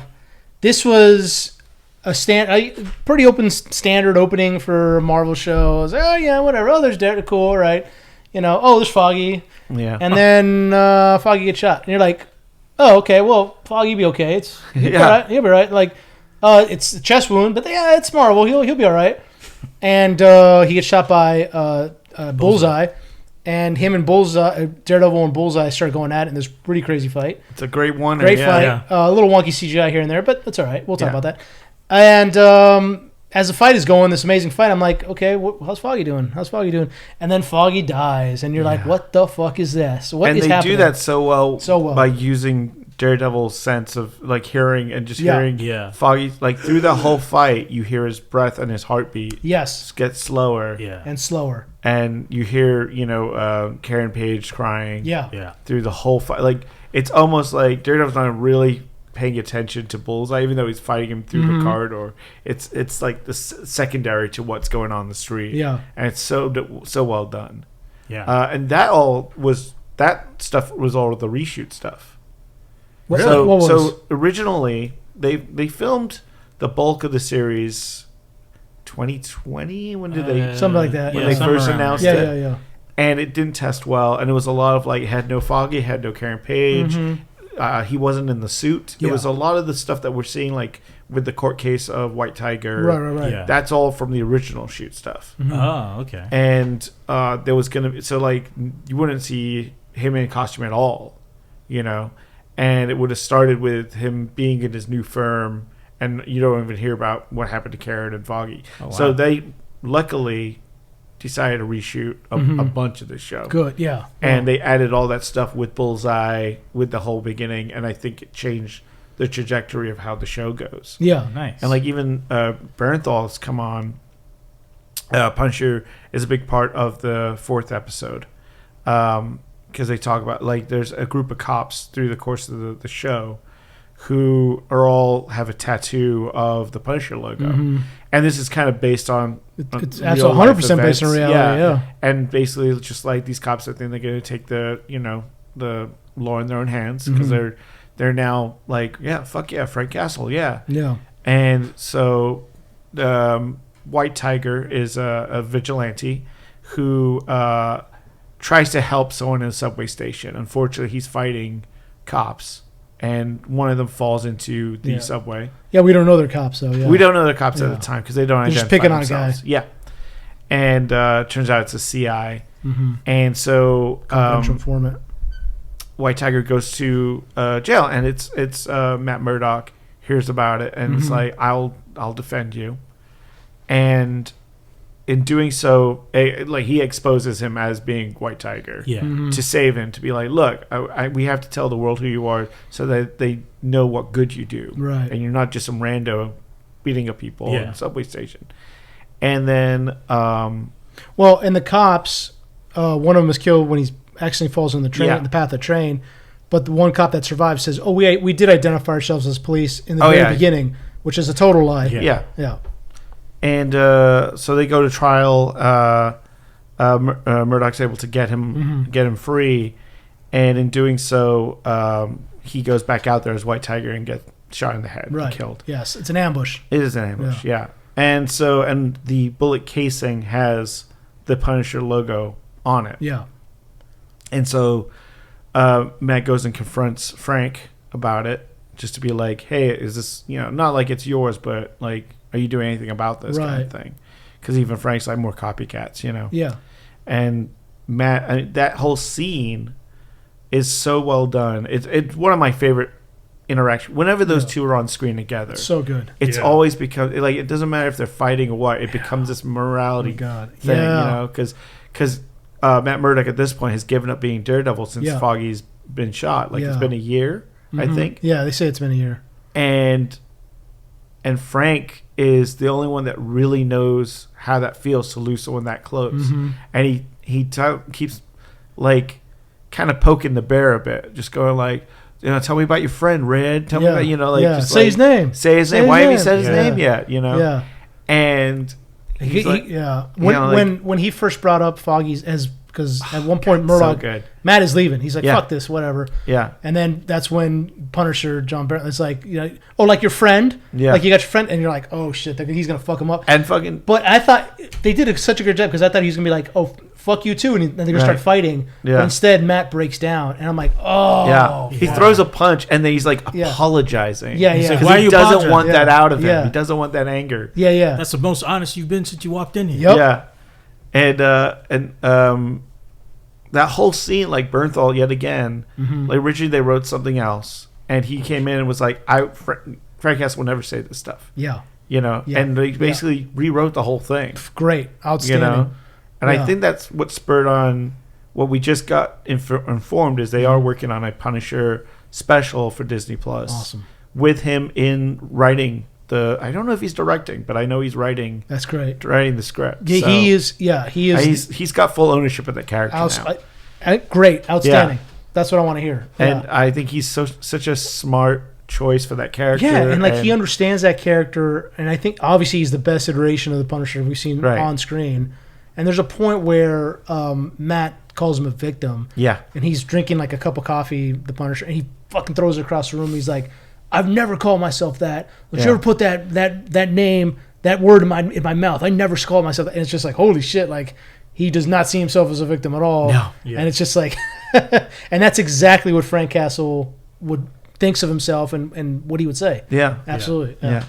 And on the reverse side of the show, I mean, it's kind of a two-hander between what's going on with Matt and also you got Wilson Fisk. And you've got Vincent D'Onofrio is amazing. Mm-hmm. Who becomes mayor of New York. Yeah. Who runs on guys, come on, a convicted felon getting into political office and getting massive amounts of power. Come on, guys. But that's the most ridiculous part of Daredevil. What are you talking about? He had really cool hats. He had really cool caps that said, that's right. Fixes it. Yeah. That's the most unbelievable. I don't know part what of that could be in reference to. A criminal, yeah, getting in the office. Come on. But I just love like he's trying to put on this persona of like, no, I'm a nice guy. I'm gonna go legit. Yeah, and you just see him seething away. Like there's a bit where he's taken to a school and the kids are singing. Yes, we built this city, and he's just sitting. It's like the most torture he's ever gone through. He looks so uncomfortable. I swore so good. To me, with that scene, I just thought one of his like assistants were gonna walk over and whisper in his ear, kind of like how they whispered to like another the George Bush. Yeah, and I was like, oh Jesus, something bad gonna happen. But they didn't. But no, it was I really. Well, the thing was because in the first episode they kind of reference Echo, the series Echo. Yeah, they did. And like how so that's how I assumed he just like changed. Yeah, because he was gone for. But it also like it took all the bad out of his head. Oh yeah, that's right. And that's why I was like, oh okay, he's trying to be good from that. Encounter that he had. Right. But I think they're just ignoring that show. Yeah. Well, no, but they don't ignore it. They do. They're skirting around it. Yeah. As best as they, which they should. Unfortunately, it's just because he says he tried to take on a protege. Exactly. And, I mean, I've heard some inklings. I'm worried. I don't know if someone might come back.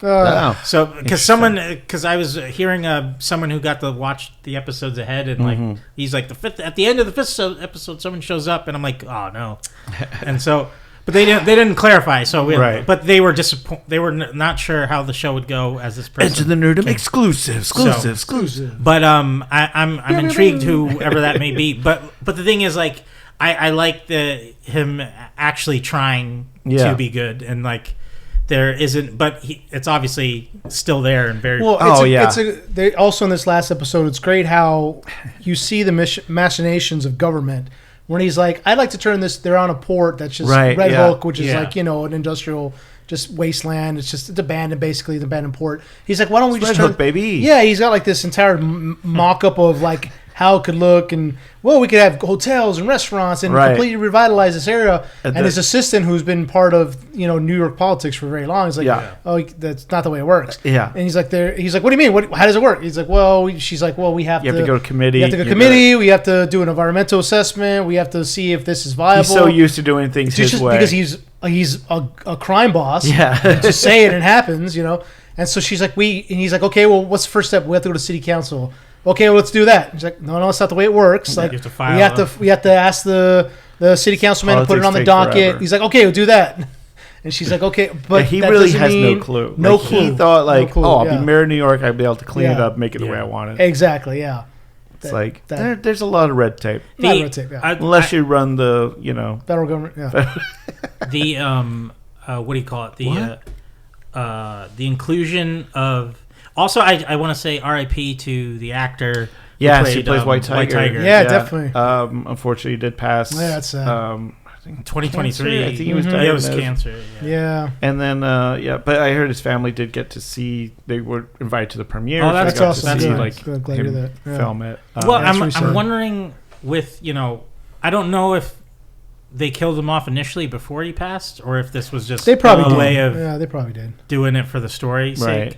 But it's interesting because they brought in his daughter, and I think his daughter takes over in the comics. So. She does become White Tiger. So I'm wondering if Daredevil will take her under his wing or something. Possibly, that'd be great. Actually, I do like. I mean, so we see Matt is now dating a therapist. Yes. Mm-hmm. Who just happens to be the Kingpin and Vanessa's couples therapist. I hope. I don't know how that's gonna work and interact, but yet again, Matt Murdock. She can't tell him anything because of HIPAA. So privacy laws. So, because she hasn't even. So I don't know how that's gonna divulged work. Who she's been. She can't. That's true. But Matt Murdock, biggest dog in the Marvel universe. Seriously, he's a player. He gets out there, man. Yeah, he was with She-Hulk just a little while ago. And that I fell for it, but I remember I was like, they said Latvia, not Latveria. Oh, so I was like, damn it. The Latvia day. I thought they said that too. And I was like, and then they said it again. I was like, I was like, that could have been so close. Nice little cue in for Dr. I don't know why they didn't do it. I don't know. Yeah. I would have. I mean, there is an actual Latvian community in New York, I guess. So they because it's such Sokovian as well. Something, Something. Yeah. But, no, I thought that was interesting. Yeah, even the public defender wanted to bone Matt. Yeah. Yeah. Right? Yeah, she was, yeah. But yeah, our sign is falling down there. Yeah. But so far, it's been really great. We haven't seen him in costume other than that the opening scene, so maybe that didn't. Now I think that's going to change at some point. Yeah, but we also haven't seen a lot of fighting from him. We saw him fight the corrupt cops who. That was great. So brutal. Yeah, so there was going back to the initial court trial of the guy who was being menaced, the confidential informant.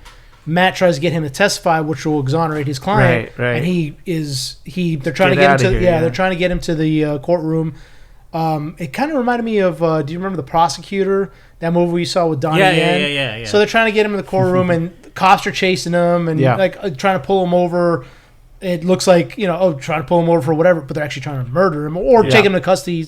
But probably murder him. Yeah. And they're able to switch the vans that he's in, and Matt is able to get him to the his investigator is able to get him to the courtroom. Right. So as he's about to testify, all the cops, because the courtroom was filled with cops, they're all just looking at him. He's like, no, that never happened, and no, I don't know what he's talking. I don't remember anything, and so he basically goes against what he promised Matt. That he's going to exonerate his client. Matt's just trying really hard to stay within the system. Right, so that's when Matt has to fall back and say, well, actually, he's the White Tiger, and that's his way. Yeah. So he has to use that defense. But yeah, the cops are... initially, they go to this confidential informant's apartment. It's, again, heavily implied they're going to murder him.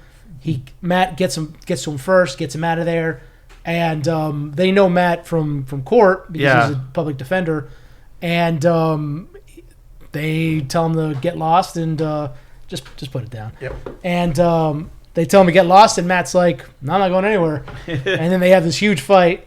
It's so good. They start. He's not fighting yet. He's just trying to. He's just taking the punches. Yeah. And then he's like, "Don't do this." And it like one more hit from the beating, and then he just loses. He rages out. Yeah. And he like snaps the guy's arm. Berserk. Absolutely berserk. So good. Yeah.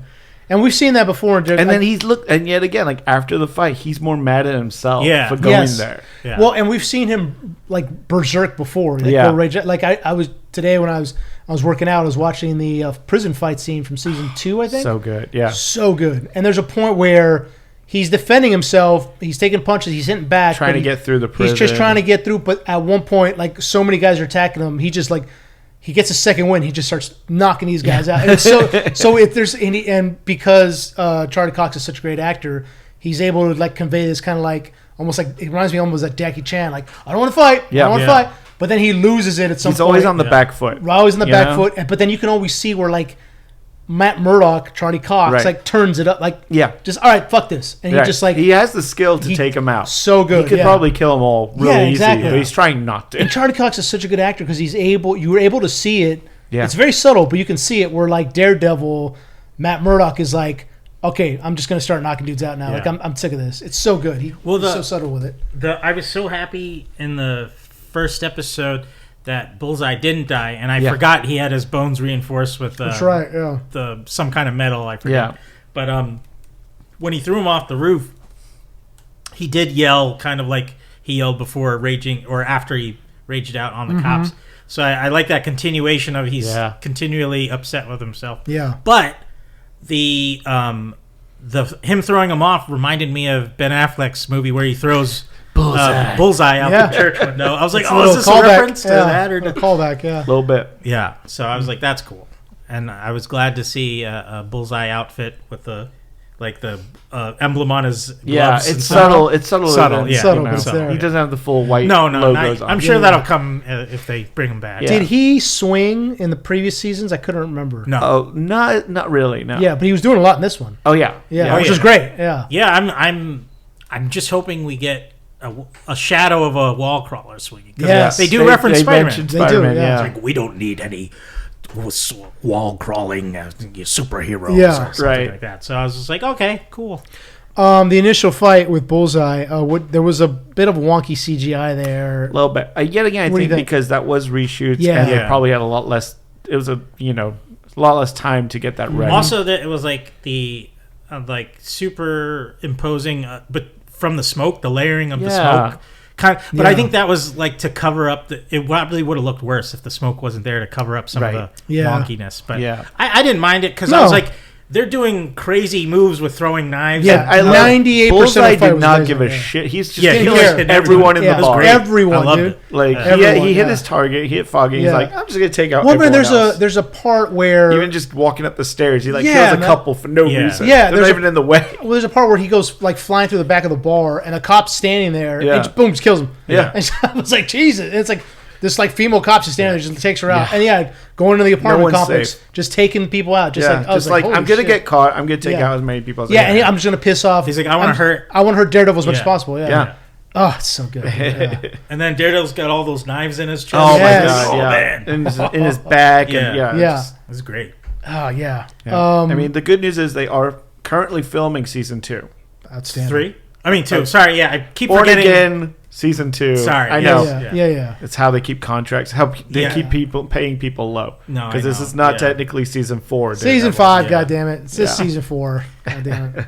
But season 2. Another great at the end of season 4, you see kind of Kingpin and Daredevil getting back into their back into the like groove. He's practicing with his rope, and then Kingpin. Because at the beginning he's eating a small plate of food, like a small little chicken. And then in that last scene, he's got a full plate. Yeah, he like lost some weight. Matt says like you have less mass. When you're walking lighter. And I was like, oh, he's getting big. So at the end we see Kingpin is sitting there eating this huge plate of pasta, the carbs, and he's got these like 4 massive sausages that he's eating. Who is the person in the cage? That's Adam, Vanessa's the affair. Right. Because they're like, do you know where he is? It's like, that's right. Oh, that's right. Okay. She promised not to kill him. That's what that was. Yeah. Okay. And he didn't. He didn't. Yeah, he didn't. Like, what do you know about loyalty? I love it because the doctor asks, "Where's Adam now?" And they both say, "I don't know." Yeah. I thought for the longest time, Adam was going to end up being Muse because she was talking about like Adam's hands. And like how he's an artist, and I was like, "Oh, is that the Muse character?" Well, that'd be interesting. You know who I think there was it was the first or second episode. The therapist, she had a book signing, and the young guy who goes up is like, "I need can I get help?" Yeah, and she's like, "Could you help me?" And then he walks away, and then so I was like, "Oh, so he." Yeah, I was wondering who the Muse character. I mean, if you read the comic books, he is so good. Really? He's really good. I'm curious because he does have super speed, so I hope. I don't know if they'll give him that or not. I hope so. I mean, now it is the MCU. They even talk about it, like White Tiger didn't have his amulet. They he does. They do say the amulet. So it's like I mean. Powers are out there. Yeah. So which is fine, you know. I'm totally in a world as long as that's somebody that's so overpowered that you can't, you know. Because if they're bumping Daredevil's powers up to even more than cool. Yeah, I mean we're seeing him swinging more. We're seeing him taking big hits. So. Well, he could hear even better now. Oh yeah, for sure. Crazy. So I love. I mean the way the camera moves. The way they're depicting his power. Yeah, where it slowly zooms. Yeah, it's like the Jaws rack focus zoom. Yeah. Which I love. I mean, just they didn't do that on the Netflix show, and I love that they're doing it on this. Yes. And the way they're messing with lighting. Like there's a bit where Matt Murdock is walking. It's when Kingpin just gets announced as mayor. Yeah. And there's a red siren light on his face. Oh yeah. And like Kingpin's up above, and he's got this like angelic light on him. Yeah. Yes. I just was like, whoever's doing lighting is doing a great job on this show. The well, I really hope that the camera work comes into play since the way they do his ability to hear with the slow zoom in, that makes it even better for Spider-Man. He'll have the fast zoom in for the spider sense. Like, something's about to happen. So like, I hope that's incorporated a lot more with other heroes that have an ability to. The one thing about the Tom Holland, or even all the I think live action Spider-Man things, is the spider sense has never really been depicted it hasn't, well. Yeah. We saw a little bit with was that Far From Home when he gets kicked out of his body and he's got kind of the waves around his head. Yeah. That was like the closest to like a comic book spider. I think the best one that we saw was Across the Spider-Verse. Yeah. With what was the Spider-Verse? Where's the first one? The animated one with Miles Morales. Into the Spider-Verse. Yeah. When he's standing by that window, and all of a sudden everything kind of lights up around him. Yeah. Something's coming through the window. Yeah. I think that was the best depiction that we've seen so far. Yeah. In the movies. Those movies are so good. Yeah, so good. Daredevil, man, kicking ass, kicking ass, dude, kicking ass. I think we got four more episodes. We're halfway through. Yeah, halfway through. About 9 total. Yeah. Mm-hmm. So, and you recently got the mask, right? I did. I got the mask from the Disney shop. Had the mask.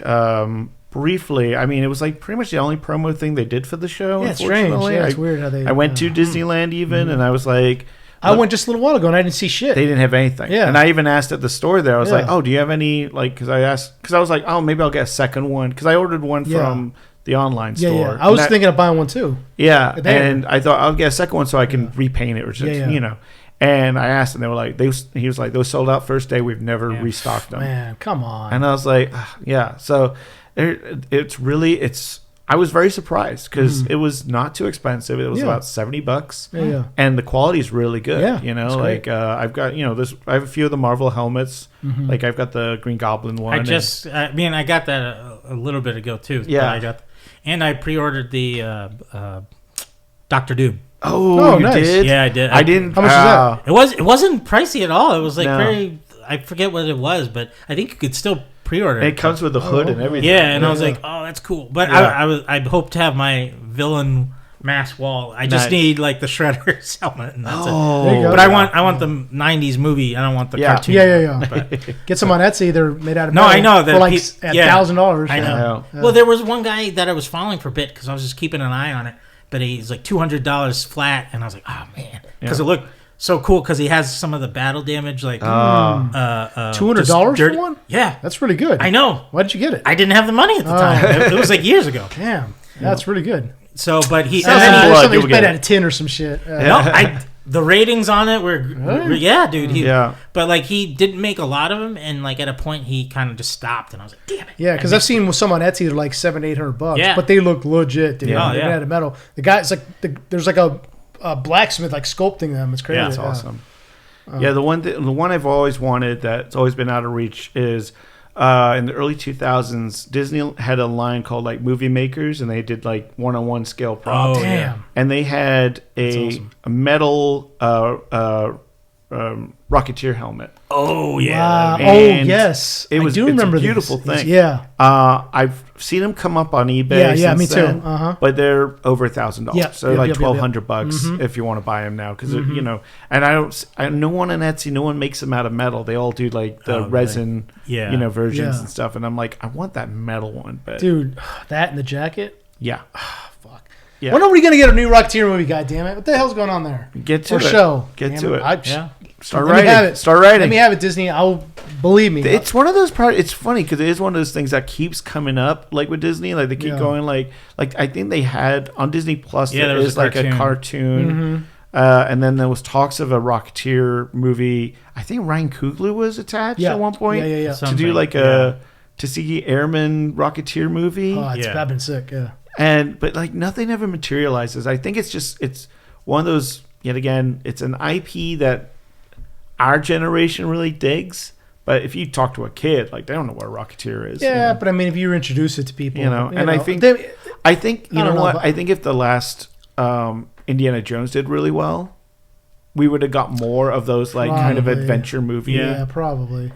Yeah, I mean, I get that argument, but at the same time, like when they first introduced Rocketeer in the '90s, when there was even less access to this type of media, we ate it up. Yeah. So it could be introduced to a new generation. Well, I think though, since of recent years we've been so superhero abundant that people wouldn't be drawn to it. So I think there needs to be like a nice gap of films, and then like, oh, we're doing a Rocketeer movie. I don't know, man. If it's good, people will be drawn to it. If you build it, they will come. If you build it right, they will come. Well, you know what I'm saying? Look at Andor, Well, that's the thing. You're going to need heavy star power to pull. Well, not too many, because when you have a big cast of so many stars, it's not gonna. Yeah, people think it's gonna be bad. Look, I love the guy, but don't put Chris Pratt in it.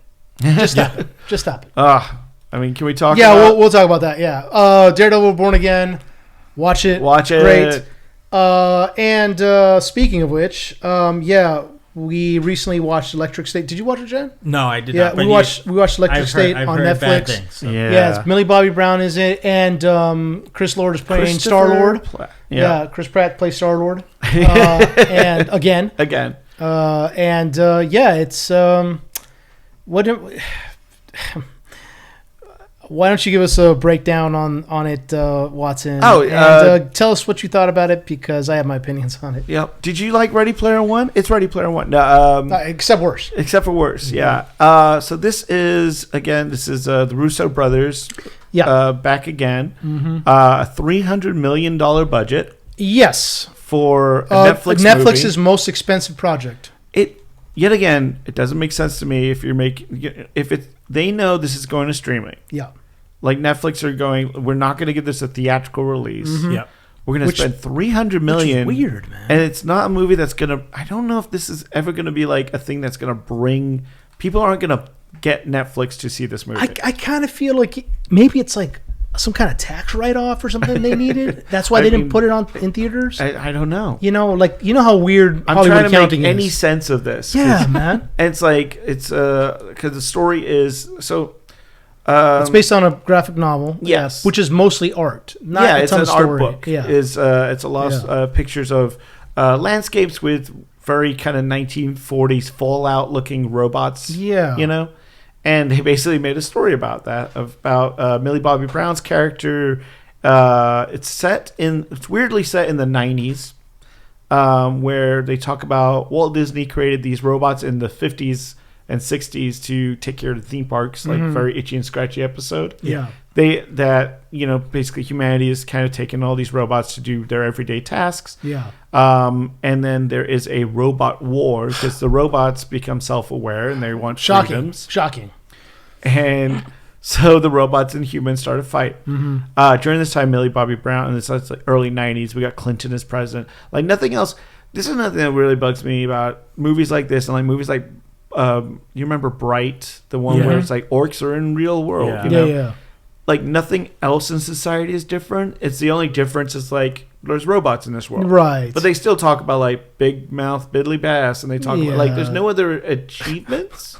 Yeah, you know what I mean. There's no other advancements aside from the robot world. Yeah, even the computers use like old school AOL and modems. So like all the technologies from the mid to early 90s. Okay. So like the monitors are these TV box looking things. Yeah.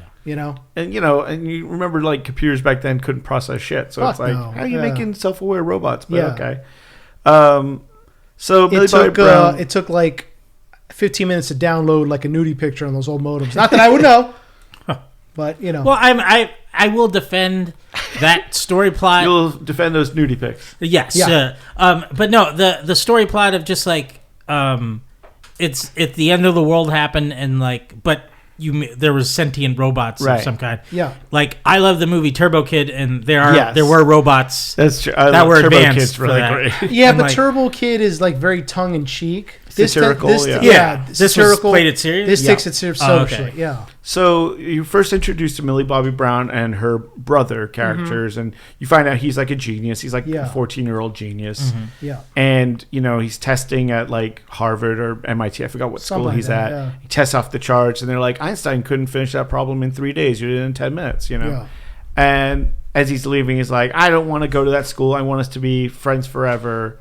And he's wearing a Cosmo the Space Android T-shirt, which is like a cartoon about a robot, and everyone's like making fun of him because they're like, "You shouldn't have a robot T-shirt." And he's like, "It was my favorite show." Yeah, and he does like they do like a little like high five C heart thing. Yeah.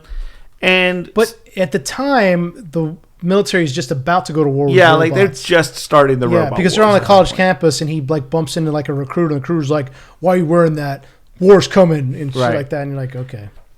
Then it cuts to like 3 years later, something like that. Yeah. And Millie Bobby Brown's character now is in foster care. You find out that her parents and her brothers died in a car accident. All of a sudden, just out of nowhere, they died in a car accident. All of them. Right. Yeah. The humans have won the war.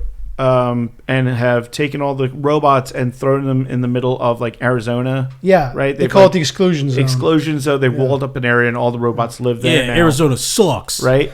You suck. You get the desert. Yeah. And humans won by utilizing this neural net technology that Stanley Tucci, who's like a very Elon Musk kind of character, has kind of created this way so that people can take over drones, basically drone technology with their brains. So it's like a big old like It's like a VR headset. Yeah. Okay. And you can take over these drones, and that's how they beat the robots, because they're like, humans are too weak to beat up the robots. Yeah. We needed to like basically do Pacific Rim on these guys. Yeah, it's what. Yeah. And so Gundam. Yeah. But they're like human sized. Yeah. I don't know why they wouldn't make giant ones. I don't know. That's what I was thinking too. But they kind of look like the droids from like Star Wars. Episode 1 style. And then, the war is over, so they privatize the technology to be like, okay, now you can use this technology to do anything. Yeah, like you could split your brain basically, so half of you could you can be in a drone and at work while the other one's in VR making out with Cindy Crawford or whatever, you know. And so through the course of the movie, cut back to Millie Bobby Brown is in this foster care system. She doesn't trust the VR headset. Like, she doesn't want to use it.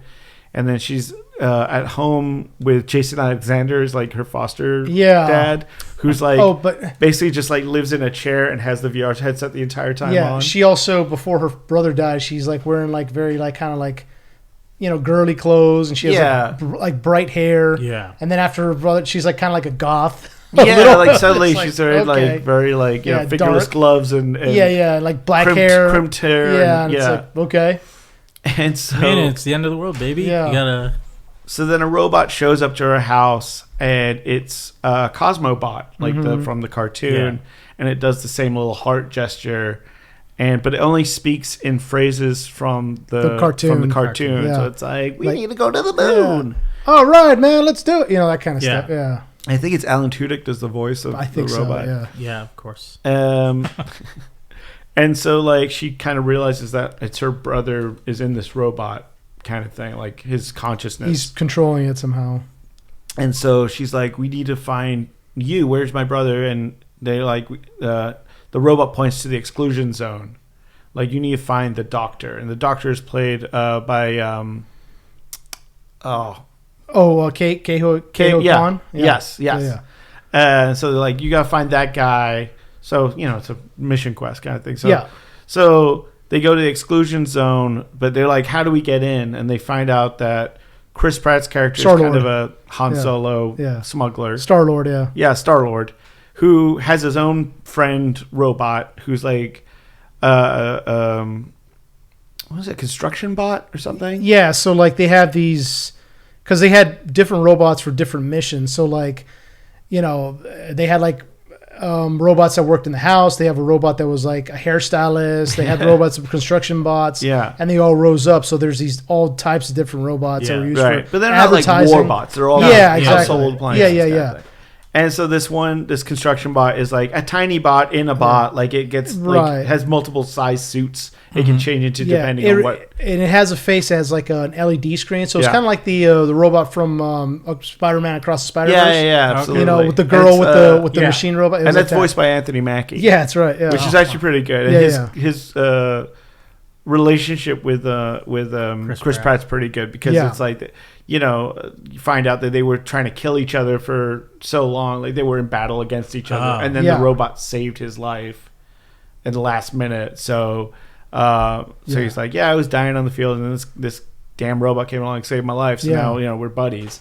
And they figured a tunnel way to the exclusion zone, because in the exclusion zones there's all this old tech and old stuff that he sells on the black market. So Millie Bobby Brown is like, hey, you're going to help us get to this area. And he doesn't want anything to do with it at first. But then Giancarlo Esposito shows up, being another villainous grim character. He get that paycheck, dude. Yeah. Get that paycheck. That's all he's doing. I'm not hating on him. Nah, but, you know, I mean, like, he needs to do something else. I mean, It's the same role he's done in Mandalorian. It's the same role he's doing everywhere. Breaking Bad and everything else. It's just kind of the same note. Yeah. And so he's on the hunt to get the girl, because they're like, Stanley Tucci's character is like, we need to get that bot back. You know, like. So is Giancarlo a robot, or is he a? He's a human controlling a drone. Oh, okay. Yeah. Gotcha. So like, he's not even there most of the time. It's like a drone with like his little like digital display. So the crazy thing is like, these fighter droids or whatever, they have like this. They have a head, obviously, but it narrows down to like a little tiny TV screen. Oh, okay. And so then you see the person is controlling their face on that. It's like so it's like a RoboCop 2 situation. And you're like, okay, which is weird because like the VR headset only covers their eyes. Right, that's it. right. Like from it shouldn't have that much. Yeah, so from the eyes up, it doesn't cover the whole. I don't know. Whatever. There's probably cameras on the outside of the visor. Sure, why not? Yeah. Sure, that sounds good. Yeah.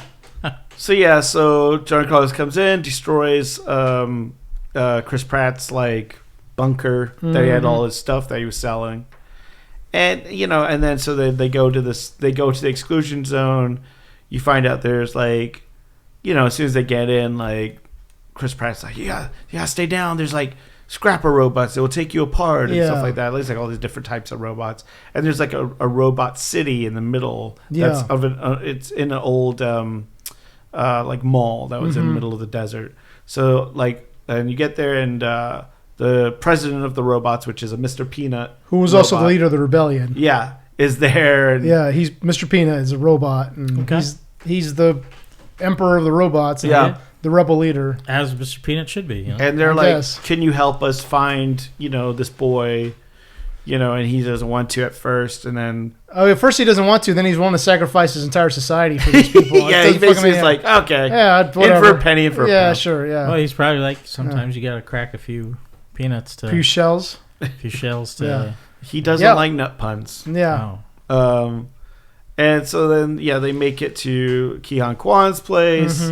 Which is like a old. It feels like they just wanted this. Like we want like robots in a mall, and then robots in a like old fair. It's like it's weird locations. Yeah. And basically he's like, your brother. I was supposed to, I saved you from the car accident. And I saved your brother. Your brother was in a coma, and we found out that his brain was the key ingredient to make this technology work. Like basically all of this VR headsets, we use his brain like a computer basically to process all this stuff. So you see that the brother's in a like giant tube basically, in a coma with all these kind of tubes in his brain. Nodes and and that's why they want the little Cosmo bot back, because they can't make the system work without him. And so, they basically decide to go to war against this corporation with Stanley Tucci and go to save the brother. And the robots, Mr. Peanut agrees, even though there is a treaty between the humans and the robots, they can't leave the exclusion zone. They'll be completely destroyed and wiped out. But then Millie Bobby Brown's like, "Oh, come on!" Yeah, and Mr. Peanut's like, "Okay." Yeah. They go back to the mall and find out like most of the robots have been wiped out by the humans. So I think that kind of was like, "That's it. We're going to war." Yeah, for reasons. Yeah, just because Millie Bobby Brown's like, "Come on." Well, we want a really cool battle scene. Yeah, and so Mr. Peanut's like, "Yeah, sure. If we lose, it's the end of our society."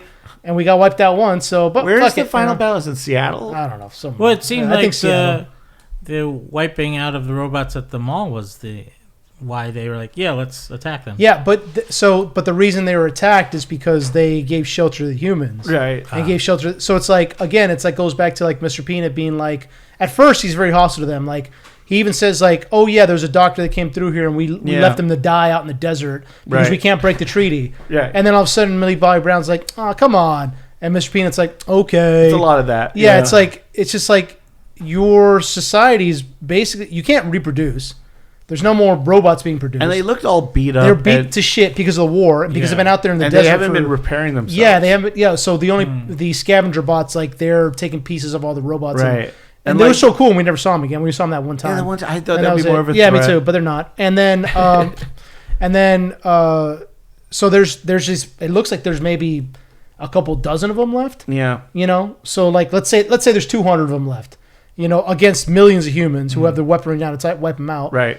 And so they're like, if we break the treaty, they're going to come. He even said, Mr. Peanut says, by the way, if you'd have all the robots in an area of the desert, why don't you just wipe them out? Well, yeah, exactly. So it's like, you throw a bomb there. Well, see, that's the end of the threat. That's why it made even less sense for Mr. Peanut to help the humans, because like we don't have any leverage. No here. rights, nothing. Yeah, we don't have any leverage here. Like we are surviving strictly by the accords of this peace treaty we signed, right? Which you see of footage of Mr. Peanut signing on the White House which lawn. is pretty funny. Yeah, it was pretty funny. He looks all like upset, of course. And so like that's it. Like that's the only thing. So there's nothing stopping the humans from coming and wiping us out, aside from the treaty that we signed. And then Mr. Peanut breaks the treaty by allowing humans in and going against a corporation that pretty much has them by the robotic balls. Yeah, And it didn't make any sense. So why are you putting your people on the line, Mr. Peanut? No. Like, why are this is it. Like, all you have left are the couple, I guess, I'd say 100, 200 robots here, and that's it. Even those weren't great. I mean, you had like the mail bot who threw, mail at people. Oh, yeah. So there's a lady robot who's a mail person. Yeah. Mail carrier. Yeah. And how she fights these other robots that are like, designed for war. She just shoots a bunch of mail at them, like envelopes and shit. And then there's the baseball guy. Yeah, so then there's this baseball robot with the head of a baseball, and who's like seems like he's not all there. It's like he's kind of like damaged, he's kind of broken now. Yeah, but he has a baseball that he swings. That's his like weapon. He has a bat. He can shoot balls out of his mouth. So and he shoots balls out of his mouth, and that's pretty much the bulk of the army. That's the army. Yeah, I thought there was like a big giant robot. There's at a the big end. cat. Yeah, there's a big robot. cat. It's not Felix the cat, but it looks kind of like kind of it. But it doesn't really do anything. Doesn't do shit. It kind of steps on the robots and. Yeah, I mean, so at the end, there's a big battle, drones. at Stanley Seattle Tucci's house. Shit, yeah. Stanley Tucci's house. And Stanley Tucci gets into one of the mech suits. Yeah. Basically has a big mech suit, starts taking out robots. Yeah. Although that fight was pretty cool. Yeah, no, it looked the great. movie looks amazing. Yeah, it looks beautiful. Yeah, again, 300 million. Yeah. It's all on the screen. Yeah. But it's like, I mean, like, so the whole thing with like Giancarlo Esposito's character, he's like learns to respect Mr. Peanut. He's about to shoot him and then he doesn't. Yeah, because he's like, you're more human. That was a good line at one point because Stanley Tucci is willing to sacrifice anybody to basically. Yeah, his own man. It doesn't. Yeah, it doesn't matter. So Giancarlo Esposito's character at one point says, "I'm not supporting him anymore because I've met somebody who's less human than robots." Yeah. He's talking about Stanley Tucci's character. It's a great line. Yeah. But I mean, the rest of it and the fight looked cool, especially the fight between like Stanley Tucci's like massive mech and the other robot. It looked pretty cool, but like everything is just, I heard people online and I read things online about people saying like, it's just another Marvelization. I hate that term. But but unfortunately it's become a thing because it's this thing that looks it's this beautiful looking thing that's very formulaic that has no soul. We got to get from scene A to scene B to scene C to the big battle. Right. Don't question anything. Right. All the characters are cut and dry, cut and paste. Yeah. It's basically Star-Lord throughout the entire movie. Yeah. It's Millie Bobby Brown. Really it's Millie Bobby Brown playing the exact same character that she's always played. And just accept it, and that's all it is.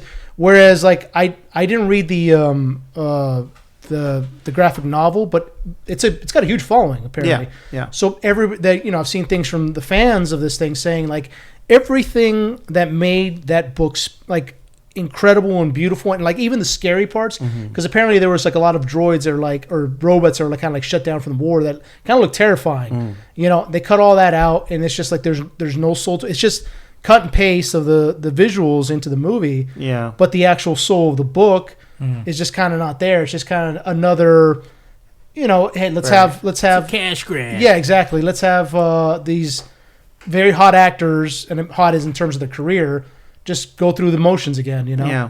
And even like, the design of the Cosmobot, it's supposed to be endearing. Yeah. But because it's like its face doesn't move, it's just that big static grin. Right. I didn't feel anything. And I know that's stupid to say, but it's true though. You're supposed to connect with that character. Right. I didn't care about that bot at all. No. I was like, whatever. And like at first I was kind of confused, like, what is this thing again? Right. Because I fell asleep during part of the movie. Not a good sign. Not a good sign. And I was like, what the fuck what is this thing? Right. Oh, it's her brother. Oh. And I kind of didn't figure that out until like almost towards the end. I was like, oh, it's her brother controlling it. Yeah. Oh, because I wasn't paying attention. Right. I kind of fell asleep, I wasn't paying attention. I was like, because it just kind of lost me in the beginning. Right.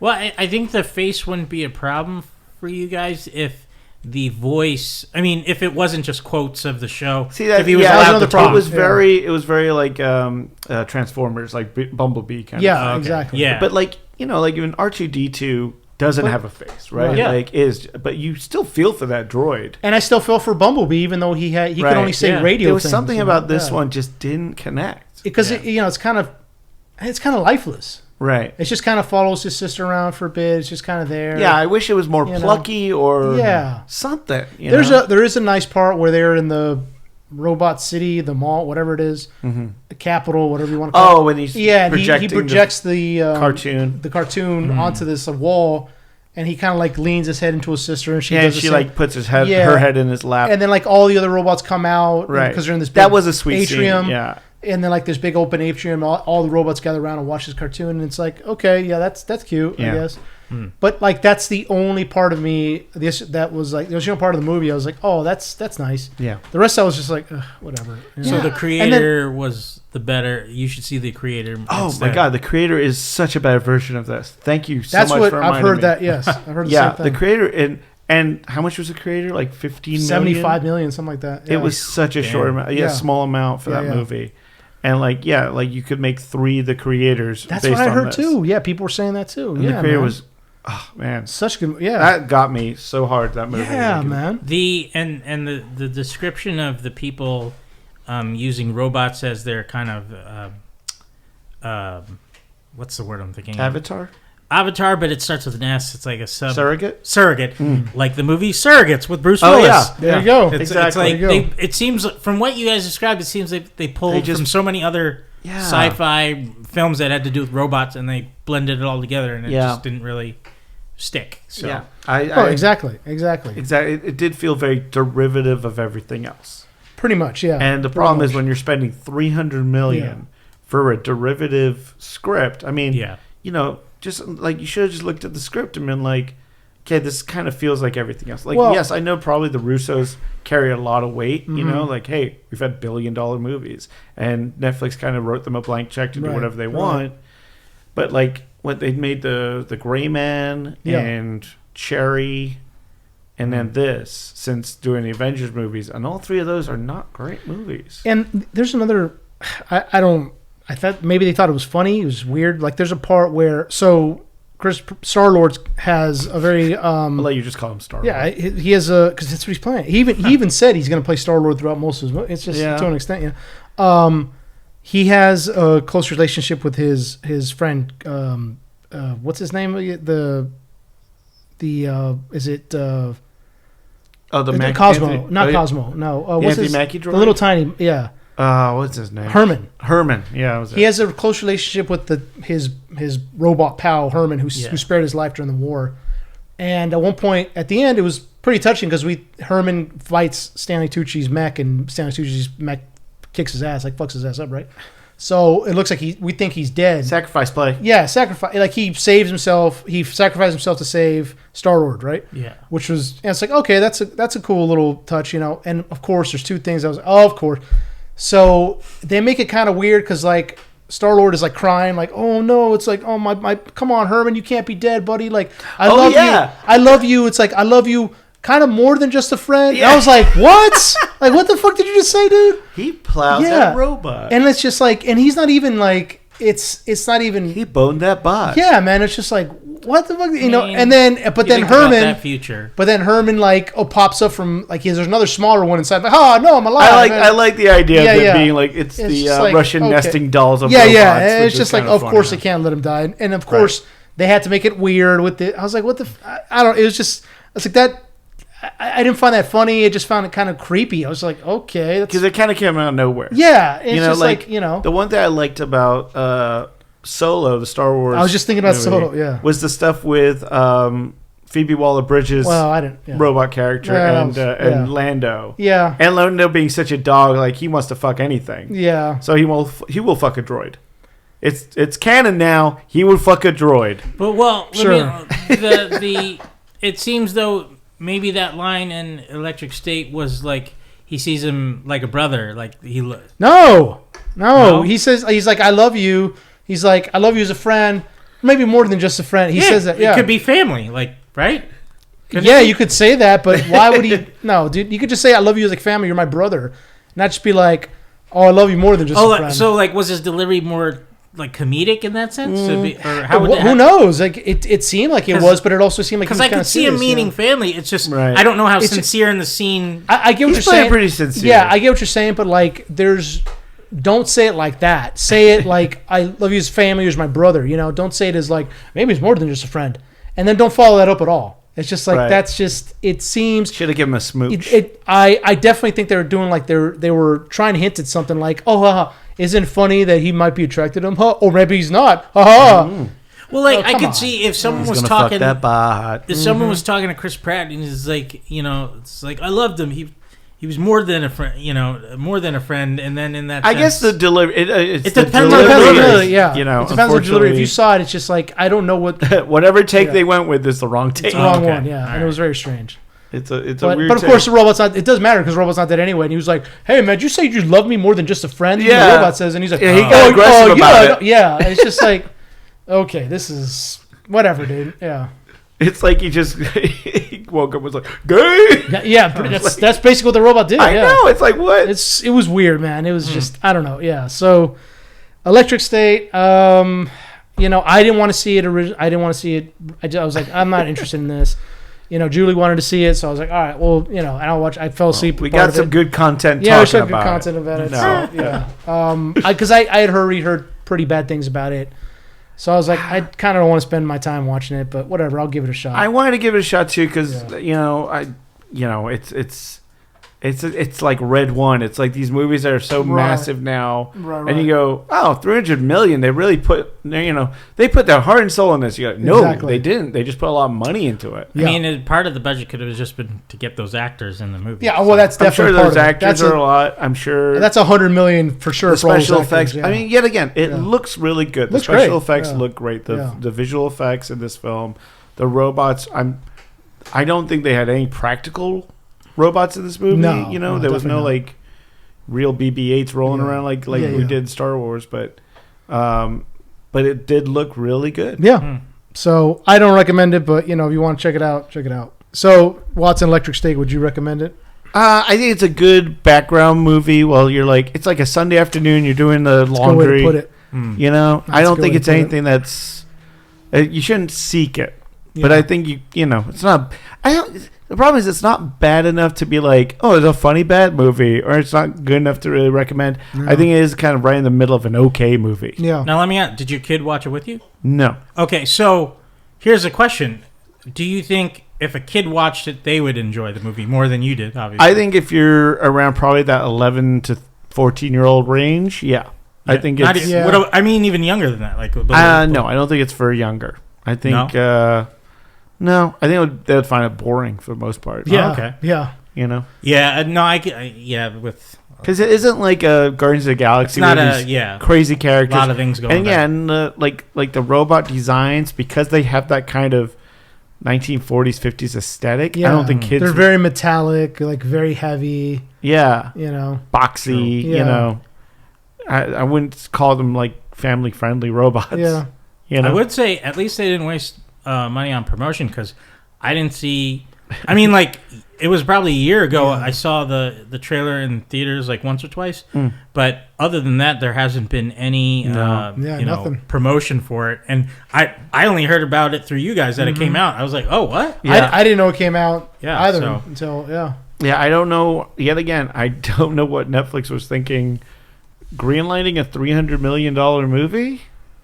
It's got to be a tax right. It's got to be some kind of where they got insurance Hollywood on accounting. it. Like if we fall, crashes, we're good. Yeah. Even if everyone who has Netflix already sees it, like I don't how you make that. You don't make that money back. I don't know. Yeah, I don't understand the accounting on this either. Or there's that new. I think I heard about like an app where you could bet on like TV or things that happen or if like how many people watch it or if it does well or crashes. Maybe they bet on their movie doing badly and they were just we're gonna make it back. Don't worry about it. That could be it. That could be it. Check it out if you want or not. You're not really missing anything if you don't watch it. But you guys did see some other movies that I'm actually really interested in hearing about. Mickey 17. Chad, you watched it, right? Yeah. Did you watch it? I did. Yeah. So solid invite. So what did you guys think about it? I liked it, but it was just like such a different tone than most of his other movies. Because like the last one I saw was Parasite, right? Yeah, that was his last one before, and that was Bong Joon-ho. Yeah. Oh yeah.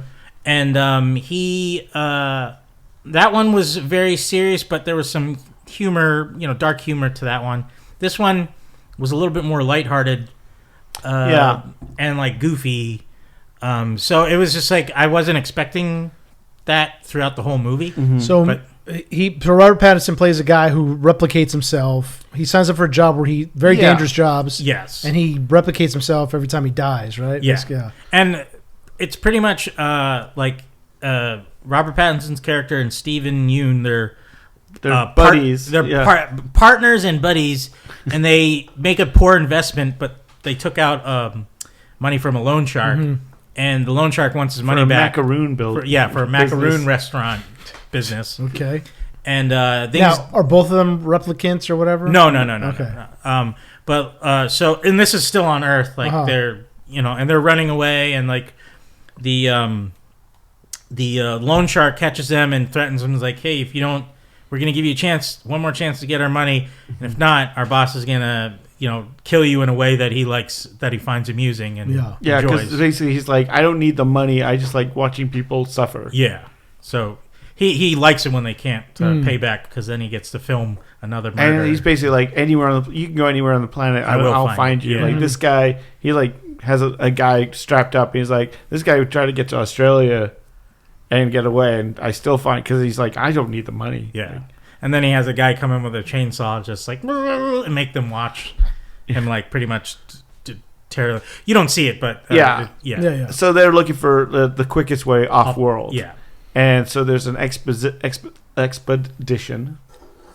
trying to get off planet, funded partially by this corporation / church. Yes. That Mark Ruffalo is kind of the head of, and they're going to go rehabilitate, basically colonize a planet, and Steven Yeun's character gets on board as a pilot, right? Like he's like one of the shuttle pilots. Yeah, I believe he's one of the pilots, and then and Robert Pattinson's character is like, I don't really have any skill set. Yeah, I don't have anything I can do. But what they need on these trips is what they call expendables, right? Which are people that give up their life rights, basically, to be part of any kind of experimentation and, any kind of job that may be too risky, because and there's a lot of cutbacks through the story of like, they show like, on Earth, they created human cloning. Yeah. Kind of accidentally, and then it was one of the doctors who created the process cloned himself multiple times, and he was committing murders. Yeah, and so they thought it was like one of the clones doing it, but he made 2 clones of himself, and they've been taking each other's places while they've been murdering people. So they has always had an alibi. Yeah, and so they said you can't clone yourself on Earth anymore. It's illegal to be a clone on Earth, but in space. It's a little loosey-goosey. Yeah. So he signs up to be an expendable and goes up to space. Now, his friend doesn't sign up to be... No, because he has a skill that's useful. He's got like a pilot's license. Okay.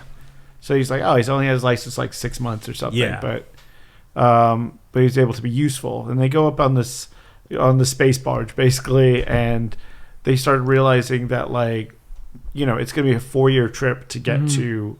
whatever planet that they've, what's it called?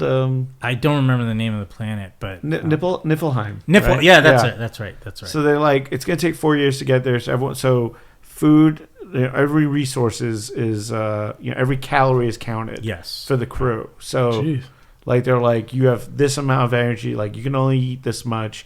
No one can have sex. Like, because every time you fornicate, it uses this many calories. Yeah. Like, and of course, like the first day he meets a girl, who then they fall in love. Yeah. And he's like, oh wow, first day, and I finally found the girl of my dreams, kind of thing. And I think he says he's Mickey 1 for like a year, right? I think so. Before they actually start using him to test. So like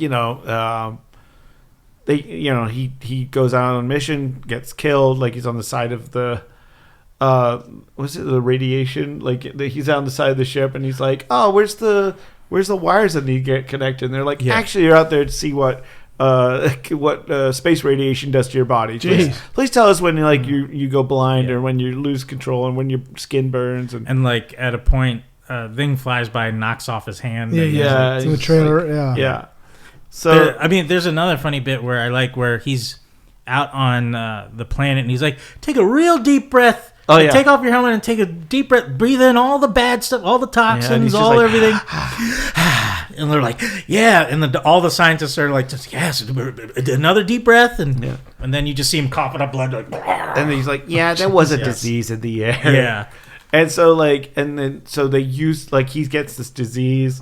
So then they keep printing him out to try different variations of vaccines on him so that they can become immune to whatever. Make an inoculation. Yeah. And he's like, Mickey, like 14 through 16 died from that. Yeah. And, and they keep testing like this gas on him and stuff like that. Like, it goes through all this experiments and just, like he gets more numb to dying, and everyone keeps asking, how does it feel to die? How does it feel to die? He's like, I don't want the answer, people. He remembers everything though, right? Yeah, they're able to reprint his memory. Yeah, so they're like, he uploads his memory every week to a module. So that he stays current. And, they land on the planet, and it starts with him on the planet's surface, and he falls through a crevasse, and then there's these large creatures there. They look like graboid, but like with caterpillar legs. Yeah. But they're small. They're shorter in length, and and they have like kind of a what's the mandibles? Yeah, but it's like. Oh my god! I know what you mean. It's like that sandworm kind of mouth. Right? Yeah, but it flails out. Yeah, it's got little teeth and things in there like that.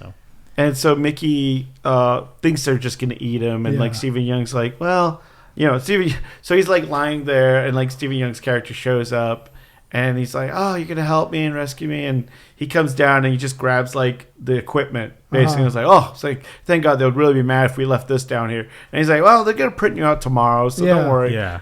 And so he takes off, and then like Mickey thinks he's gonna get eaten by these creatures, but they actually save him. Yeah. And they take him to the surface and drop him back out. So he goes back to the ship, and where they've already printed out Mickey 18, and so he's a multiple, which is illegal to have two characters like, and so it becomes kind of a funny comedy of them trying to kill himself or kill each other kind of thing.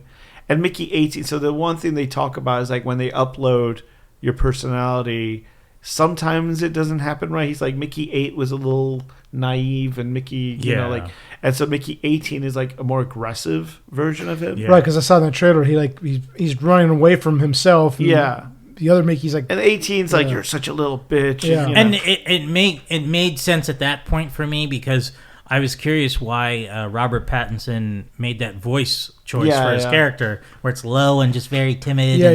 And just and then like Mickey 18's just like this gruffer, almost like Batman type of voice. Was like, what are you such a chicken about? You know?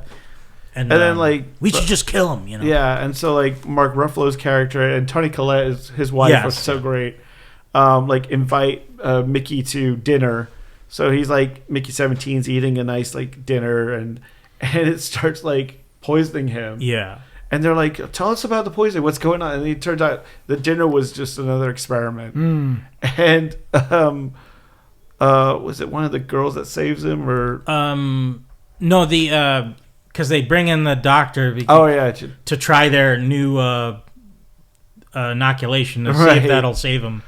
And it sort of does, but he starts having an allergic reaction to it. Right. And he's like, I'm okay, don't kill me, because they're like, just shoot him, and because they don't really see him as anything. Yeah, they're like, we'll just print about it, So Mark Ruffalo's about to shoot him in the head, and they were like, not on, and Toni Collette's not on the carpet. Yeah.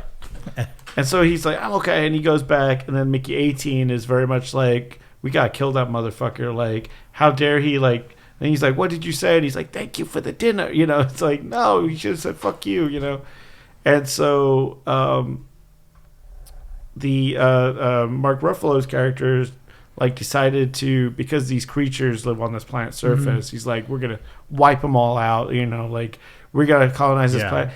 It's very Aryan vibes too. There was a lot of different kind of, there was cult vibe, there was religious vibe, because he talks about how people look very much like you'll be a perfect to breed with and things like that, but there was also because he keeps referring it to, he misspeaks and he's like corporation, because there's a religious vibe behind all of this, and it's very Scientology. The logo is very Scientology. Yeah. And there's a cameraman that he has always documenting everything to make him look very cool and presidential. And he's just like, oh yeah, you should do this. And kind of just giving this weird Aryan or just it's just a weird, he's doing kind of a Trump impression. Yeah, there's a little bit of a Trump impression. And he even does the Trump dance. Yeah, in there, and he kind of has, when he mumbles, he kind of sounds like Trump at times and stuff. And Toni Collette is constantly trying to make sauce. Yeah, she's obsessed with sauces, and life is all about sauces. Yeah, and so they are able to capture one of the little critters, the creatures, and she cuts the tail up. Yeah, to make sauce out of. She blends it, and she's like, "Try this." Yeah, it's weird. Yeah. But and then Mickey, because he spent a little time with them, can kind of speak the language, or just do the clicks and stuff. Well, he was doing it but he wasn't actually being able. No idea what he's saying. But then the scientists heard him trying to communicate with it, so they made a translator device, and then they find out that they're very sentient and smart and powerful too. And they're because they've got these babies trapped on the ship, the rest of the species have kind of circled the ship. Yeah. And they're we're just going to kill them all. We're going to use the same gas we've been developing with Mickey's help. We've been creating this nerve gas. So we're going to wipe them all out. And then Mickey 18 tries to assassinate Mark Ruffalo. And then they get caught. So then there's the two of them together go into jail and are going to get, they're we're going to execute both of them. Mm-hmm. And they're going to blow them up. They're going to send them out and try to communicate with the leader of the aliens. Yeah. And if it doesn't work, we'll just blow them up, and then we'll blow up all the aliens. And it's kind of ridiculous, but there are moments where it's just this story just got bonkers from where. Yeah. So that's why I like it, but it was also just I don't know where this is going. Part of the time, and a lot of it was I don't know where the story's going. I also it seems like he's the only expendable. Yeah, that's I the other thing. There would be a whole group of them. That's the other thing that I was concerned about. I was worried about. Because, not worried about, confused about with the storyline, because it's he's the only one. Wouldn't there be multiple people? That's what I thought too. Well, it seemed because in the beginning when he signed up, someone was shocked that he would sign up, and he's like, "Have you read through this? Are you sure?" The trailer, So I think that there's not a lot of volunteers. Not a lot of volunteers, and hey, at least we have one, because Mark Ruffalo's character was a failed senator, he was trying to be nominated for I forget what position, maybe president or something, but it didn't work out, and so he's like, I'll use this expedition as my way of becoming someone important. I'll be important, yeah, and so I think he's not very smart either, like Mark Ruffalo's character. No. So Toni Collette's really his talking ear. She's like, you should do this. He's like, I'm going to do this. She's pretty much like a worm tongue type of situation, and so he'll get this false bravado and just make all these weird demands and whatnot. But that's why it's just I think he didn't care. At least we have one. They could print as many as they need to, so it wouldn't be I think all you need is one, really. Yeah, I guess that's true. That's true. So who knows if you need how much more money to make a second module for the brand thing. So, and harder to keep track of the two, I guess, than one. Yeah. But yeah, no, I mean, apparently the book, it was only Mickey 7. There was only up to 7 Mickeys, and then this, they wanted more deaths. So I mean, it's like, funny. It's funny. No, it is part a funny of gag. just like this montage of him getting killed multiple times in different funny ways. There's even one where he's not quite dead. He's in the body bag, and he's like, just throw me in anyway. Yeah. They throw him in the incinerator. There's like, the incinerator they drop the bodies in. He's like, yo, he's not dead yet. He's like, it's fine. Yeah. He just doesn't care. Yeah. Would you guys recommend it? I'd say I'd say it's worth checking out. I'm not sure if I'd say it's worth. I don't think you need to see it on the big screen. I don't think it's a big screen. You don't need to. I mean, it definitely sounds like something I'll wait until it comes out on streaming. Yeah. You know, and the aliens, the CG looked great on them. I was like, that was well done. They look good. They look real present there. And stuff, I think this is another one where there was a lot of like not reshoots but retooling, because apparently the movie had a lot more. Really? The cut that he wanted to put out had a lot more of the surreal stuff. You know, like how he at the end there's that whole there's like a sequence that's like a dream sequence where Mickey's seeing his mom Ruffalo and like the mom. Yeah, there was supposed to be more of that. Yeah, and I think the studio kind of cut a lot of that out. Oh, okay. That's what I heard. Because I felt there was more to that. His mom died in a car crash, right? Because like he thought it was his fault by pressing a button in the car, and so he's always like hesitant around a button. He's like, "You sure I should hit this button?" And they didn't really expand into that a bit more. So there was like when both Mickeys were around, they referenced it maybe like once. It's like, it's because it's because of mom. You know, it's not our fault, or something like that. And they didn't really dive into it. That should have been something. Yeah, it felt like it could have been something more. So, but it felt. I think that might have been what was missing to really ground it. So I don't know. Maybe there'll be a director's cut. Yet again, stellar cast. Really great, acting was great, amazing, very tongue in cheek. Yeah, No, I recommend seeing it regardless of where it's playing, or at home or a theater. Just see it. Right. And Patterson is like, he's such a great chameleon at this point where it's like you watch that and you watch something like Harsh Times and not Harsh Times. I know what you're talking about. Yeah, the drug one. Yeah. Yeah. Get to something. I forget. Yeah. I'm blanking on it. And he's just, I mean, like every role, he just seems to be a little different. And I was like watching this like, that's our Batman. It's so weird. Yeah. Yeah, no, I'm glad he's not one of these people that plays himself in every single movie. Yeah, which we have a lot of actors that do that. Yeah, yeah. He makes very interesting choices with like you said, like his vocal work. Yeah, like you watch something like The Boy and the Heron.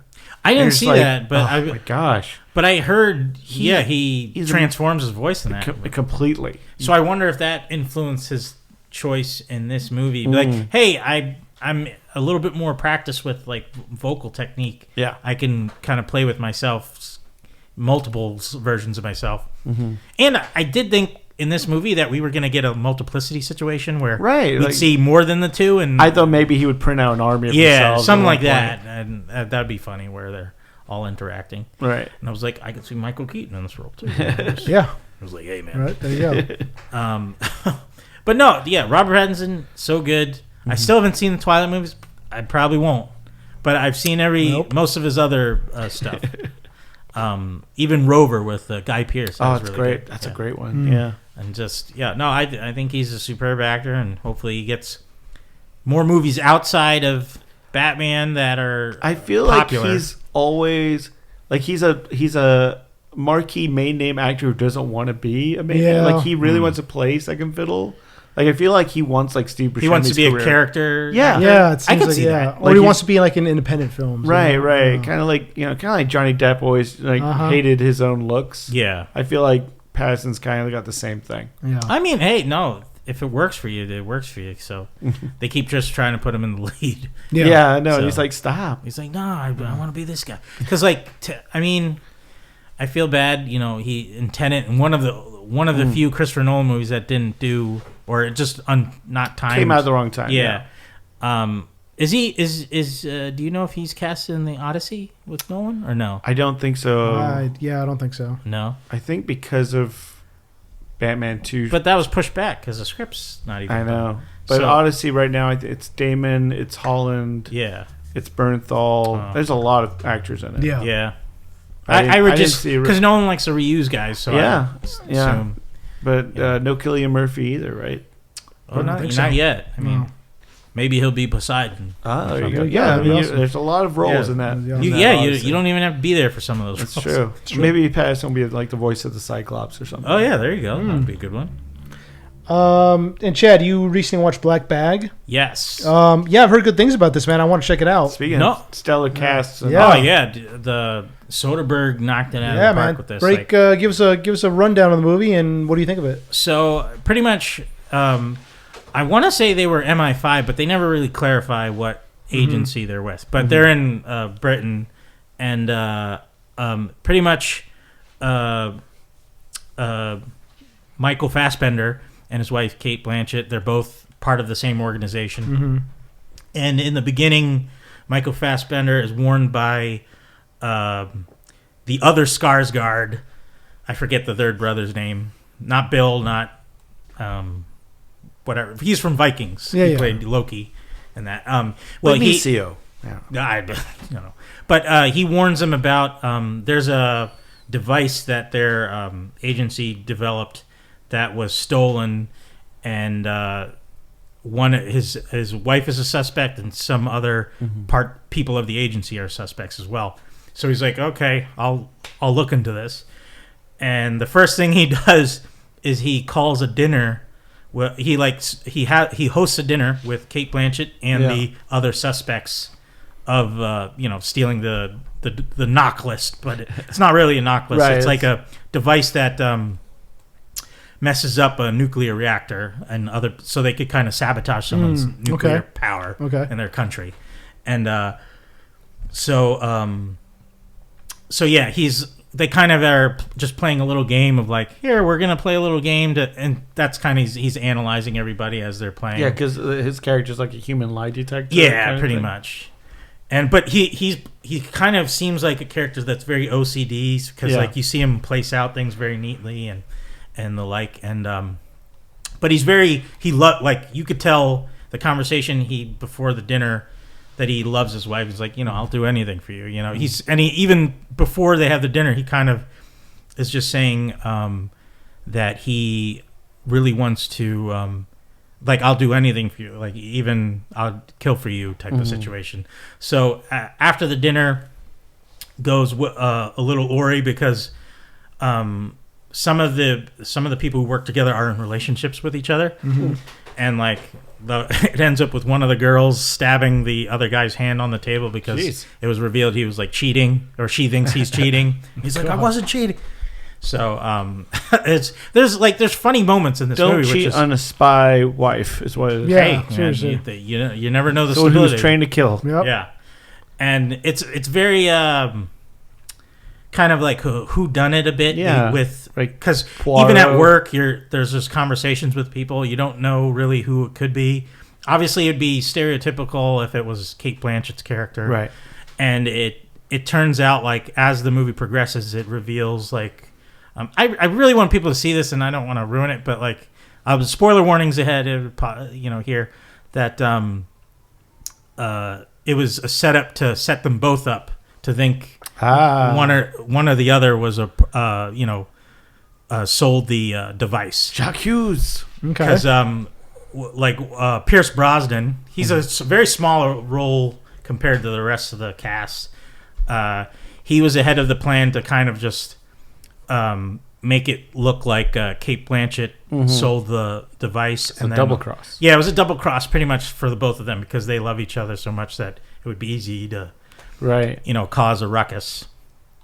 And it turned out to be like what's the guy from Dungeons and Dragons? He played the knight, the paladin. The guy from Bridgerton. Yes, Bridgerton guy. Yeah, he's like the main bad guy pretty much. But there's like no action in this movie. That's what I heard. It's a lot of like office buildings, very very Tinker Tailor Soldier Spy. Okay, so like if you like that, you like this. Yeah, very Good Shepherd. Like pure espionage. I would say not the Good Shepherd because it's easier to follow. Shepherd was very technical and jargon, I didn't really like Good Shepherd. I fell asleep in that movie. Yeah. But this one, it's a tight movie.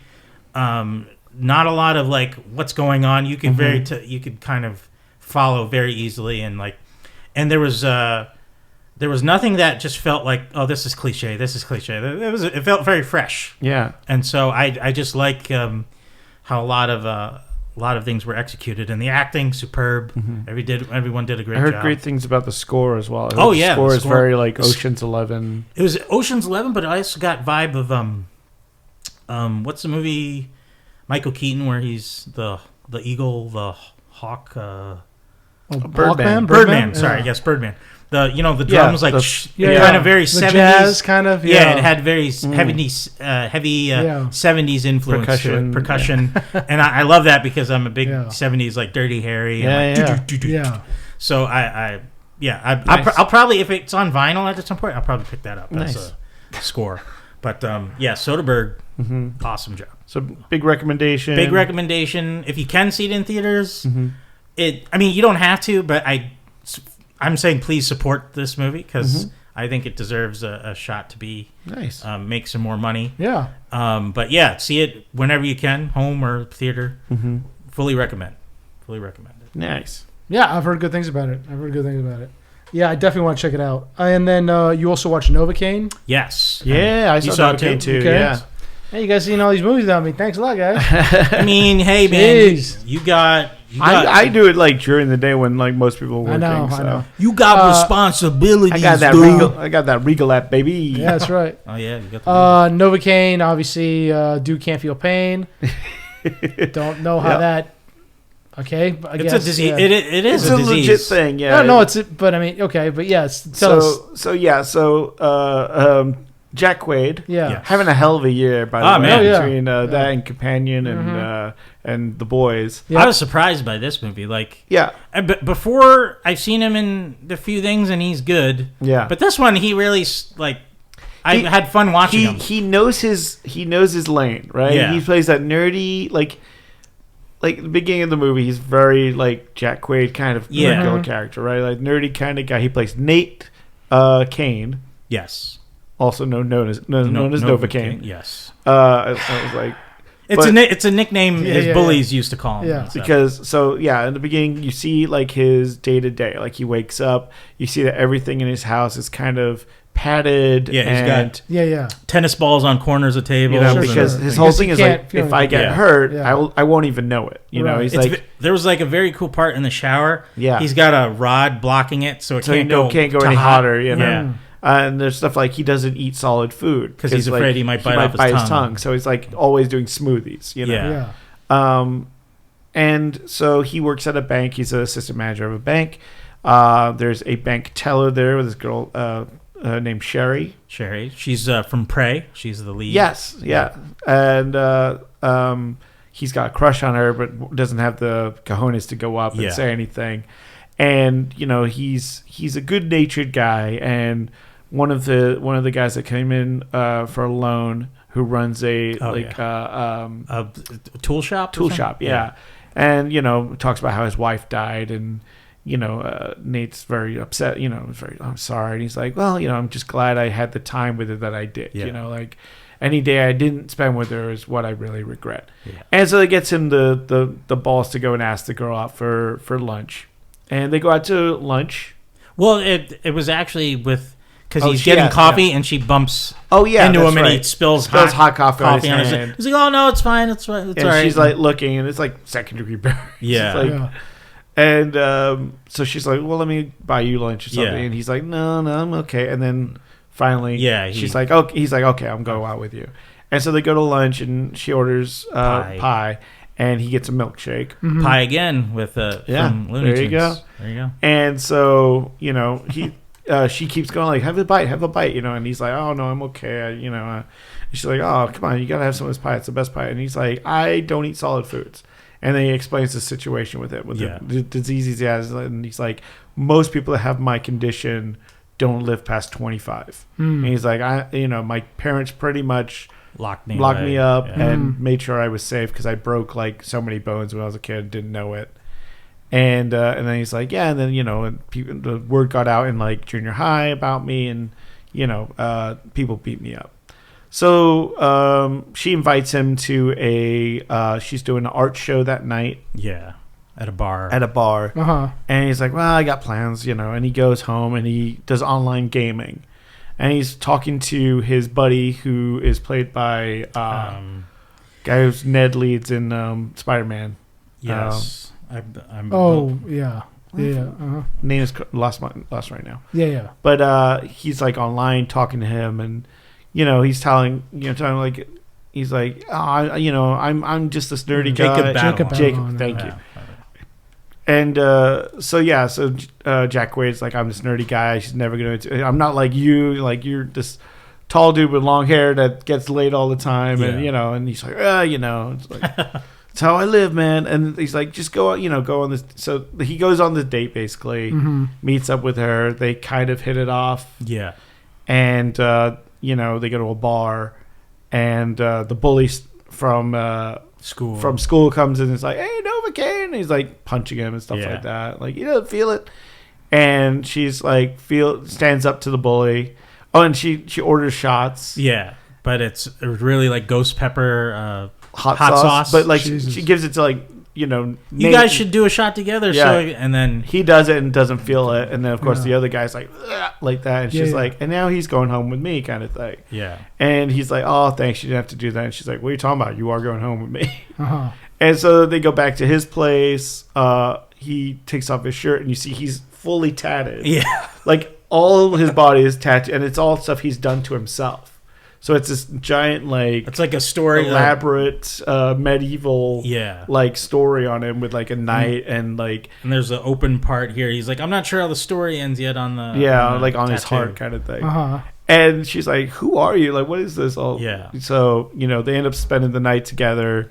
And the next day, he's, like, super happy about it. Yeah. He's just like... He's like, hey. Yeah, and then they go... he's at work, and he wants to go say stuff to her, like, I had a great was amazing. time, was And then the bank gets robbed. Yeah. And you've seen in the trailers, a bunch of Santas come in, they rob the place, and they shoot the manager in the head trying to get the code to the safe. They empty the safe out, and they grab her as a hostage. Okay. And, he's like, and cops is like 3 minutes away, and other cops show up, and then they have a shootout with the cops. And they take out all the cops. Pretty much, yeah. And he like finally gets the nerve to like get up and chase after them.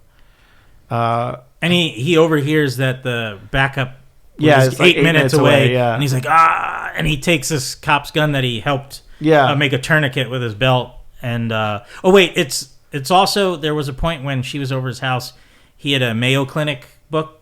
He's like, it helps for I injure myself. Yeah, I know how to deal patch with myself up well. or something. So I laughed that when they stole the money from the bank, it looked like it was like two duffel bags this big worth. I was like, it's like what, 35 grand in there? Yeah, I mean, like it did not look like a lot of money for the amount of shooting they were doing. No, yeah, I mean, like they killed multiple cops over like. I think because the North Hollywood shootout. I was just thinking the same thing. There was like a big amount of money. That it was like 10 grand. Like and they shot up half the police. This was like a really small, like savings alone. Like it's not like a huge bank. It was one table's worth stack of money. Yeah, I was just but hey, money's money, baby. I know. Yeah. You got to get that money. Which is funny to me because I was like, they're doing a lot of damage for not a lot of money. Yeah. So they take. But you could also tell they were at least the leader of the group was unhinged. Yeah, played by Ray Nicholson. I did not recognize him. Because I never saw Smile 2. Right. And I didn't know... I thought he was just doing a cameo in that movie.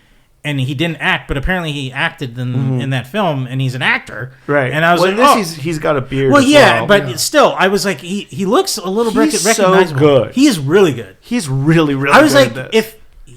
I could see him doing a Joker if he wanted. Like, if they wanted to put him in... He's great as an unhinged kind of guy. He's laughing and just... very crazy, manic, and just like I thought it was the guy who did Solo. What was that guy named? Didn't Ehrenreich or no?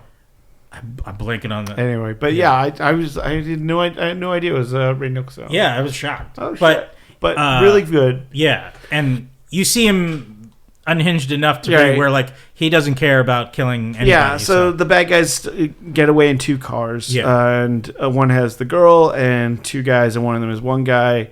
Novacaine goes after the one guy by accident, like they split up. Mm-hmm. And they end up in a restaurant. They do a little hand-to-hand combat, and it's funny. It's funny because it's like, you know, he's making like every time like he smacks him, he's like, "Oh, okay, I'm sorry, I didn't mean," you know, he's like, "Just tell me about the girl, man. I don't want to hurt you," kind of thing. Like, you're not a cop. Yeah, because he did steal a cop car to chase him, and the gun, but he's wearing like his suit, you know. Yeah. And so, like, you know, they get in a little scuffle, and you know, the gun ends up in the deep fryer. Yeah. So he like puts his hand in, grabs the gun, you know, shoots the guy in the head by, you know, kind of instinct. Yeah, I mean, it was like the guy ran into him, and the gun was like under the chin and went off. Yeah. So he didn't like intentionally. So he's like, shit, and then he's like, oh my god, and he throws up. Like, but the guy's got a very distinct tattoo on him. Yeah. So he took a picture of the tattoo. And he reaches out to Jacob to try and find out, like, all the tattoo parlors in San Diego, like, that's right. It's also in San Diego. That's right. Yeah. And he's like, I need to know who did this art, kind of thing. So he's trying to work the clues back. Meanwhile, there's 2 detectives that are like, they think he's in on it. Yeah. It's Matt Walsh. And I forget her name, but she's Betty Gabriel. Oh, what was it? Betty Gabriel? Yeah, from Get Out. She was like the one of the helpers there. And but they think he's part of the plan to take the money, because they're like, the assistant manager opened up the safe and then, you know, took off after these guys. So it's like, so they, you know, and Matt Walsh is playing. Matt Walsh is in a different movie. Well, no, but it really bugged me. No, he's doing the whole like, I have like 6 more weeks to retire. Well, no, that's what I loved about it, because he was playing every cop cliche. Yeah. And it was so funny. But it was so broad, though. No, but I like the kind of, from the zany action that we would get with Jack Quaid, and then back to this cop who's just like, man, I'm glad he wasn't the real Santa. You know, like when he finds one. No, I loved it. It was so hammy. It was fun to see. And he's wearing like the trench coat. The trench coat. Like, it's like really? So good. Cop outfit 101. You know, it's like, you're in San Diego. Why are you wearing a trench coat? No, but that's why it's so good. It fits. Yeah. Perfect. And his like partner's normal, and he's like the weird. Exactly. One. He's always making these sport references, like these clippers into the I was like, oh man, those 49ers. It's so funny. It makes no sense. I loved it. He was personally, he was my favorite character. A lot of choices, but it totally, the rest of the movie didn't quite work for me. That's fine. I thoroughly enjoyed him in that role. So I'll agree to disagree. So they cut back to the kidnappers are now in their hideout, which is a auto mechanic. And you find out that the girl, Cherry, has been in on it the whole time. Like her foster brothers are the one who did the crime. Mm-hmm. And, you know, big shocker, like she's in on it. But I kind of guessed that before seeing the movie. I was like, she's probably going to be in on it somehow. Right. But I didn't think it was going to be a brother or sister. I thought it might be boyfriend, girlfriend. Yeah, or something like that. Well, it kind of, I mean, it was a little creepy over, like because they're foster brother and sister, so I kind of feel there was that, like. Maybe they get a physical, but I don't think they made out or nothing like that. It didn't seem like that. But, and so, you know, as that's going on, Novacaine is tracking down the tattoo artist. And then he's like, you know, I just need to touch up these tattoos, and he's like, I need one like what's Benny's tattoo or something like that. Yeah, Ben is it? And he's like, you know Ben's last name? Yeah. and the guy's just like, and he goes, why don't you tell me? Because he's like, it's a weird last name. I just want to hear how you say it. And he's like, no, you first. And then. And so they get in a big scuffle. Yeah, in a fight. Kind of like that might be the most brutal fight too. Is this the one where he digs the glass in? Yeah. I would say the bigger one was at the end. That but this one, it reminded me of the Punisher. Yeah, with like the big hulking guy, the Russian from Thomas Jane's. Well, using the tattoo gun. Oh yeah, He's like, he's like, come on, man, just give me the guy's name. He's like, really doesn't want to hurt the guy, but at the same time, he's this is where he's like torturing him. Yeah, and he's digging like something in his leg. He's like, oh, that's another scene. Okay. This one, it's the big hulking bald guy. And he's like. He's jumping in the air and he slashes his eyes with the glass fists. And he's like, I can't see. Yeah. And then he takes a tattoo gun and kind of he's got a swastika on his neck, so he keeps like just covering it up with his just painfully. Yeah. Anyone that had a tattoo knows that pain. Yeah. And then anyone that you dig in deep with those. And he's like, all right. And he gives him his last name and address, and he tattoos the address on to his own hand because he didn't have anything to write down. So he's like, oh, hold on then. What the fuck? Okay. Yeah, well, it doesn't feel any pain. Well, I mean, you can't just write down a piece of paper. Right. Yeah, but finds out that the guy was like a doomsday prepper kind of guy. So there's all these like traps in his house. And that's where he goes to the house, and like that's when he gets like the spike ball in his bag. He gets shot in the leg. It's very Home Alone. Yeah, it was hilarious how he's like, oh my god, he keeps stepping on these booby traps. Right. And he gets caught in like a snare, and then he calls up his friend, his buddy Jacob, like, you got to come help me. I'm stuck in this snare. And the guy's like, I'm like 10 minutes away. I'll be there. Okay. And so like then the other bad guy, comes in, and that's why he does the torture scene. So because he's like, let me just shoot you in the head and we'll call it quits. He's like, no. He's like, yes, do it quick, just kill me quickly, so that way I don't feel as much pain. And then the guy's like, well, then I'm gonna drag this out. And he's like, oh no, like every time he like keeps like wiggling the arrow in his like it hurts the worst. And then he takes pliers and pulls his fingernails out of his hand. How dare you? Oh my god, that's even worse pain. It's just ridiculous. And then as he like takes out the knife, he's like, I'm gonna take your eyes and keep it in a jar. And he's like, don't do that. No. And then his friend shows up and hits the guy with the head, and he gets him free. And as they're about to go, the guy wakes up. You're gonna have to do better than that. Yeah. And then they get into a fight. And it's a pretty good sequence. No, it's fun. It's a good fight. There's a lot of good fight sequences in this film, but it's very like. There's not a big plot twist or anything like that. It's very much like, all right, I'm going to get to find the girl. Yeah. They have a fight. Because then the main bad guy and the girl are trying to get away to... they're going to get on a boat to Mexico or something? Yeah. With half a bag of money. I mean... hey, man, they got to spend that $20,000. Hey, that money is doubled in Mexico, so... I guess. Sure. That's probably what... It didn't look like a lot of money. That's all it is. You're not wrong. I mean, like, compared to what they had in Heat, not a lot of money. Exactly, There's a lot of risk for not a lot of reward. I can understand why they had to bang it out in Heat. Yeah. So then they have a fight scene. Well, at first, he has there's a small scuffle, and he knocks him, and then drags him, and he drags Jack Quaid, and he puts him under a car. Oh yeah, he like lowers a car wheel onto his face, and he's just like being pinned there while the cops show up. The cops show up. That's right. The cops get him, and he gets shot, but it's in his vest, and like he's down for a minute. Yeah, and then you think everything is okay. And it's like a false ending. Yeah, false. Like Jack Quaid's put into an ambulance. Yeah, and the Sherry's in handcuffs. Yeah, and then everyone's about to leave, but then Matt Walsh gets shot in the neck and dies. Very random. And Nicholson, he's up and about. He's like he's attacking everybody. It's like Die Hard. Right? Yeah, pretty much. And so he's attacking everybody, grabs his money. Right. And then he hops in the ambulance with Jack Quaid in the back, and he's driving away. So at that point, it reminded me of Ambulance, the movie, when they were trying to escape. And but so that's happening, and then Sherry. Oh yeah, sorry.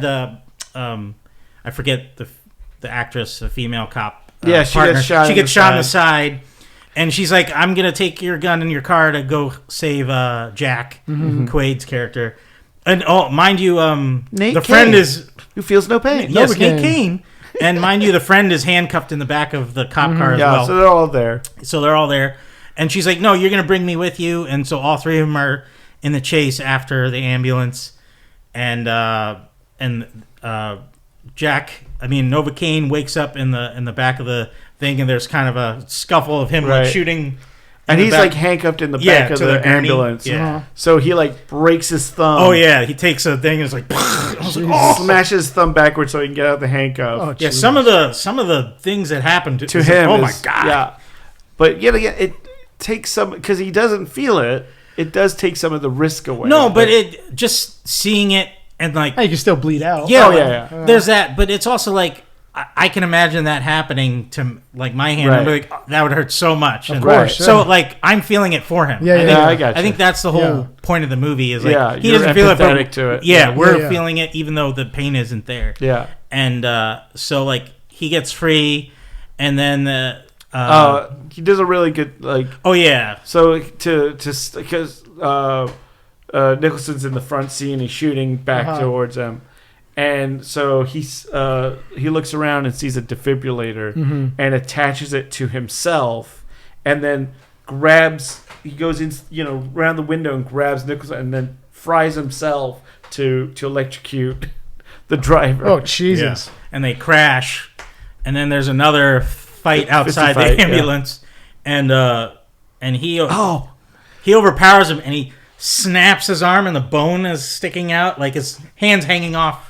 Like loose. This is Novacaine's? Yeah, Novacaine, yeah. Oh, Jesus. And so he's pretty much like passing out on the ground, and as Nicholson's like about to get away, Sherry shows up to try and shoot him. She misses, obviously. And then they have a scuffle, and he's like throwing her around. Yeah. She's putting up a little bit of a fight, but he overpowers her pretty much.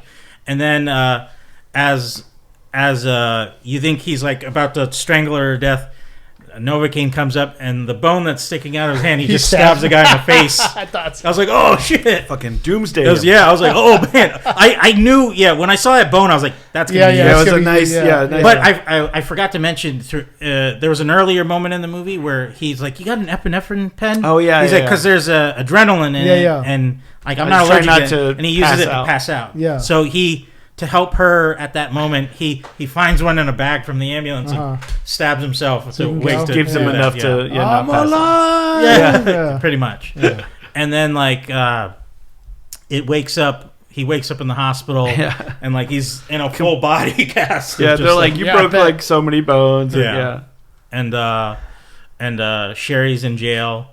Yep. And like, but they're still like seeing each other and stuff. So did Sherry? She obviously was part of the plan. Yeah. But did she? She turned against them. Yeah, she turned against. Yeah, but she got away with them.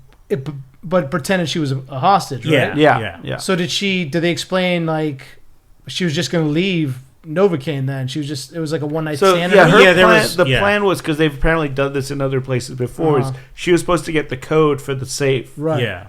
From him.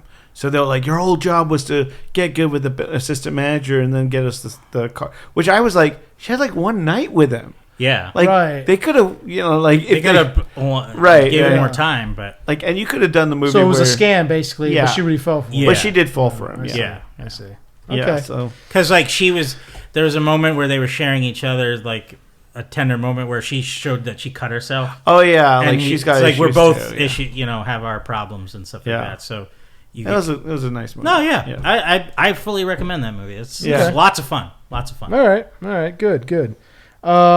Yeah, I mean it's a movie that I'm interested in checking out, but I'll probably wait until it comes out on streaming. Too. Yeah, it's just one of those. Or you go support it in the theater. I probably will do that. I think you and Julie would have fun. Okay, yeah. Plus, I think it's even more fun in the theater because you hear everybody reacting to the injuries and stuff. It's like, oh no, type of. My favorite. I just saw an interview with Dennis Quaid. Yeah. And I guess he was promoting something, and they were like, "Aren't you proud of your son? It's like #1 in the movies." I saw that, right now, and he was so #1 in the box office. He was so proud of his kid. I thought that was so sweet. They even like say, did you ever give him any tips? He's like, "Oh no, he doesn't need any tips from me." So cool. And stuff. I was like, that's awesome. Nice. I would love to see them together in a comedy film together. Yeah, I think so. Because Dennis Quaid has great comedy chops as well, so I think they both would flow off each other perfectly. That'd be. Yeah, hilarious. like some kind of like road trip movie. Yeah, or something like that.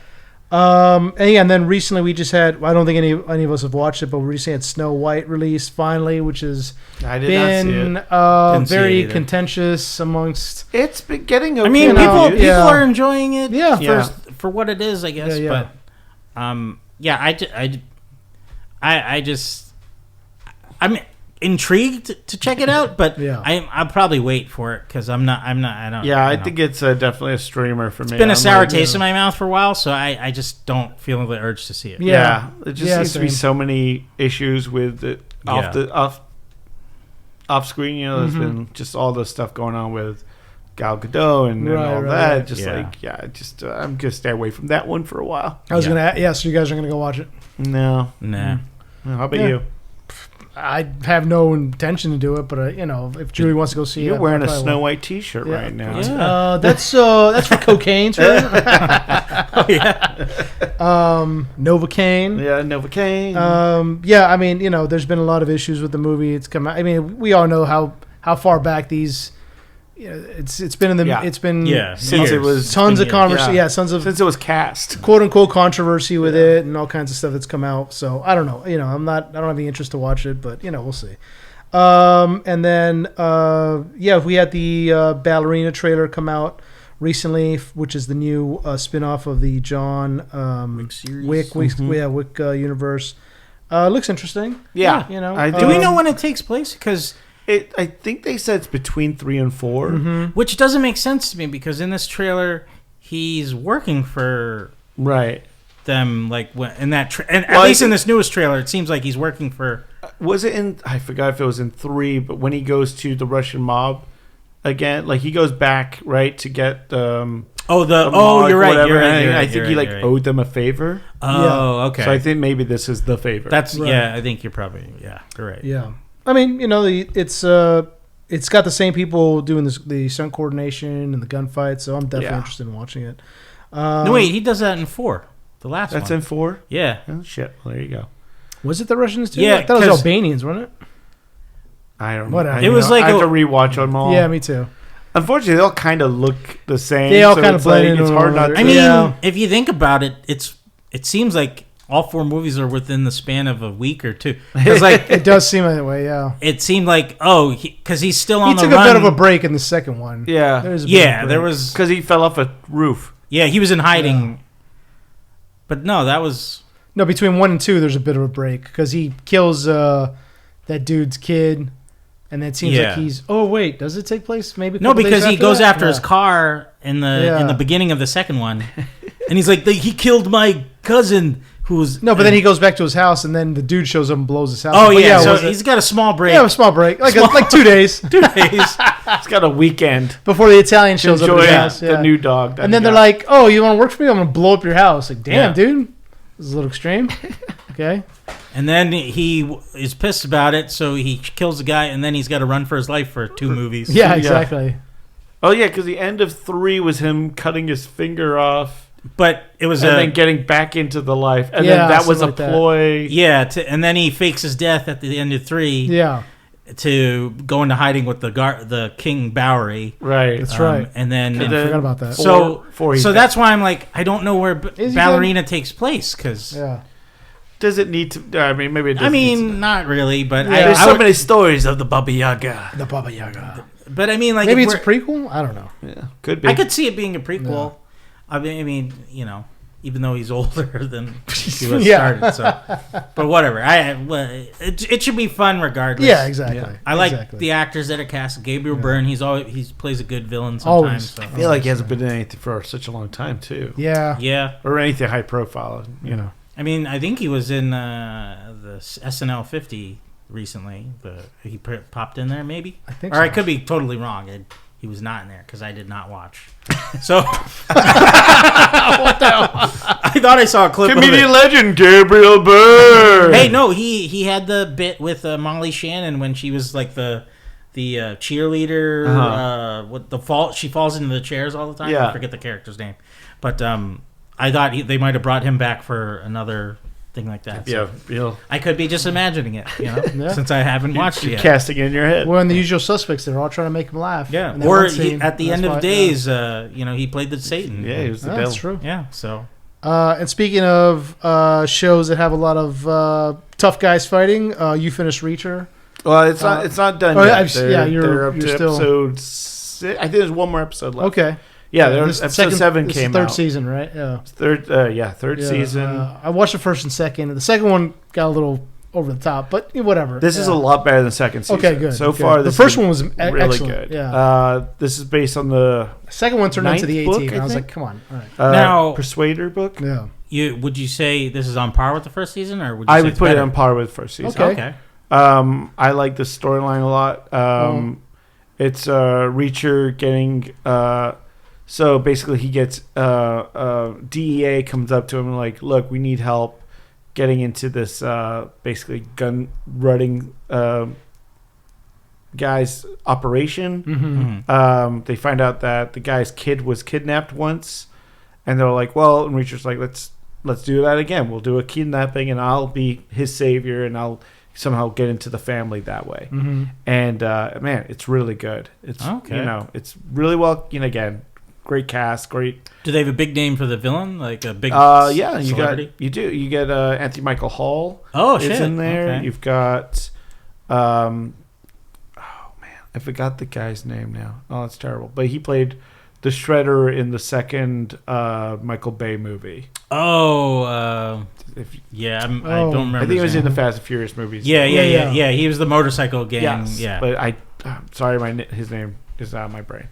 But and then you have the character of Paulie, who is like a huge dude, like twice as big as Reacher. So they hired a guy, this Danish actor, who's like 7 foot tall and as wide as well, and like he does make Andrew Richardson look tiny. Wow, which is crazy because you're just like that's pretty nuts. Yeah. So we got our Bane and Batman. Oh my gosh, that would be good casting. Brian T. Yeah, Brian T. Thank you. I think that guy as Batman would be amazing. I don't know why they haven't done it yet. That's when I think Bruce Wayne. Yeah. That's what I think of. Like that's him. That's the height and the build and everything. Yeah. Just give him that black hair. Yeah. Yep. Good. Yeah. He's actually. It's funny because I just been rewatching some of season 1 and 2 again, and like I was like, oh, season 1 he was really slim, like as Reacher. I mean, he was still obviously massive, but slimmer than he is now. But not as big as season 2. No, season 2 was massive, dude. I think he even complained about it. He was it's hard to do action sequences. Yeah. Because he was like, it's really hard to move when you're just that big. Yeah, guys that big, like they tire out quickly. They gas out quick. Yeah. And I think now he's in this kind of perfect spot, where he's doing a lot of work in this movie. Good. This show, like right now, he does a lot of sequences of him like climbing up over, like through the house and stuff like that. And it's really good. I don't want to give a lot away because there's a lot of twists and turns in it. Okay, that's good. good. Yeah, I love Reacher really like he because he's undercover. There's a lot of people that are like kind of like suspicious of him. Like there's one bit this guy's like, I don't know if I could trust this guy. And he's like, hey man, like you don't claim to be who he is. And Reacher just kind of looks around like, yeah, he's not trying to lie. He just kills the guy. He's like, he will just like kill a guy. Like literally will just like, he took the guy's head and slams it against a desk and like drives like a memo spike through his head. And then like just kind of like folds up the body under the desk. He's like, I gotta deal with that later, just so he doesn't get caught. And like that's the beauty of Reacher. It's like this guy he just kills. Like doesn't matter. Like and it's like even though it is like, and like the DEA agent's like, what do you mean I got another body I gotta hide? Like he's like, I'm gonna get caught unless you do this. So.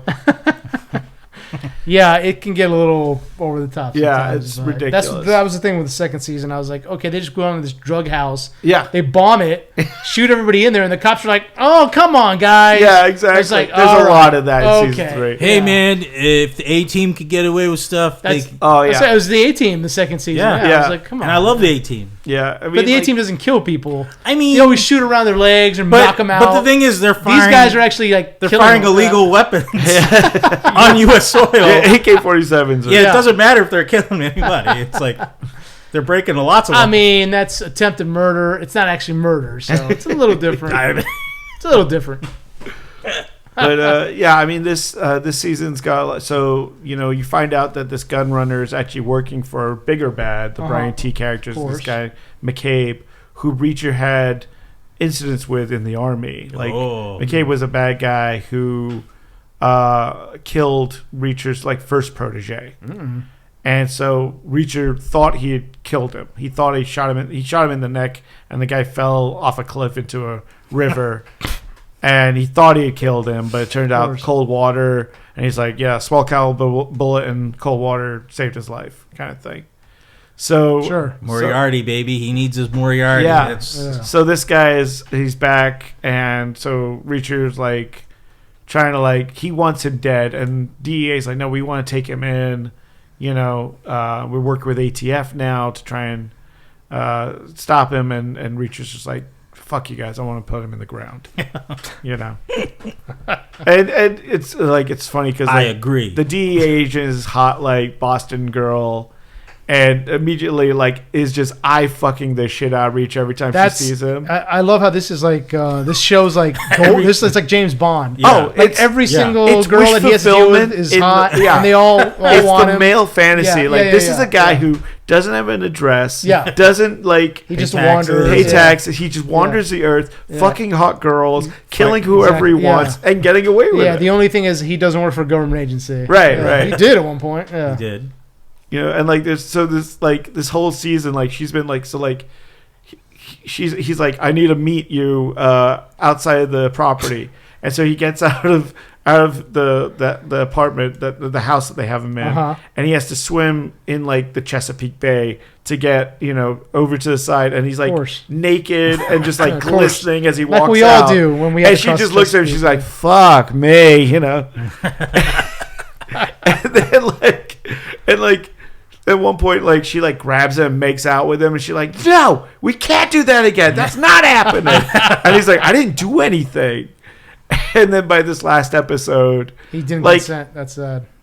The last episode, like he helps an old lady and like gives her chowder, and like the DEA agent's there, and she sees him, and then the old lady's like, "Honey, just ask this guy out," and he's like, "She just wants me for my body." And they go to a hotel room and she like fucks the shit out of him. Basically, she like jumps him.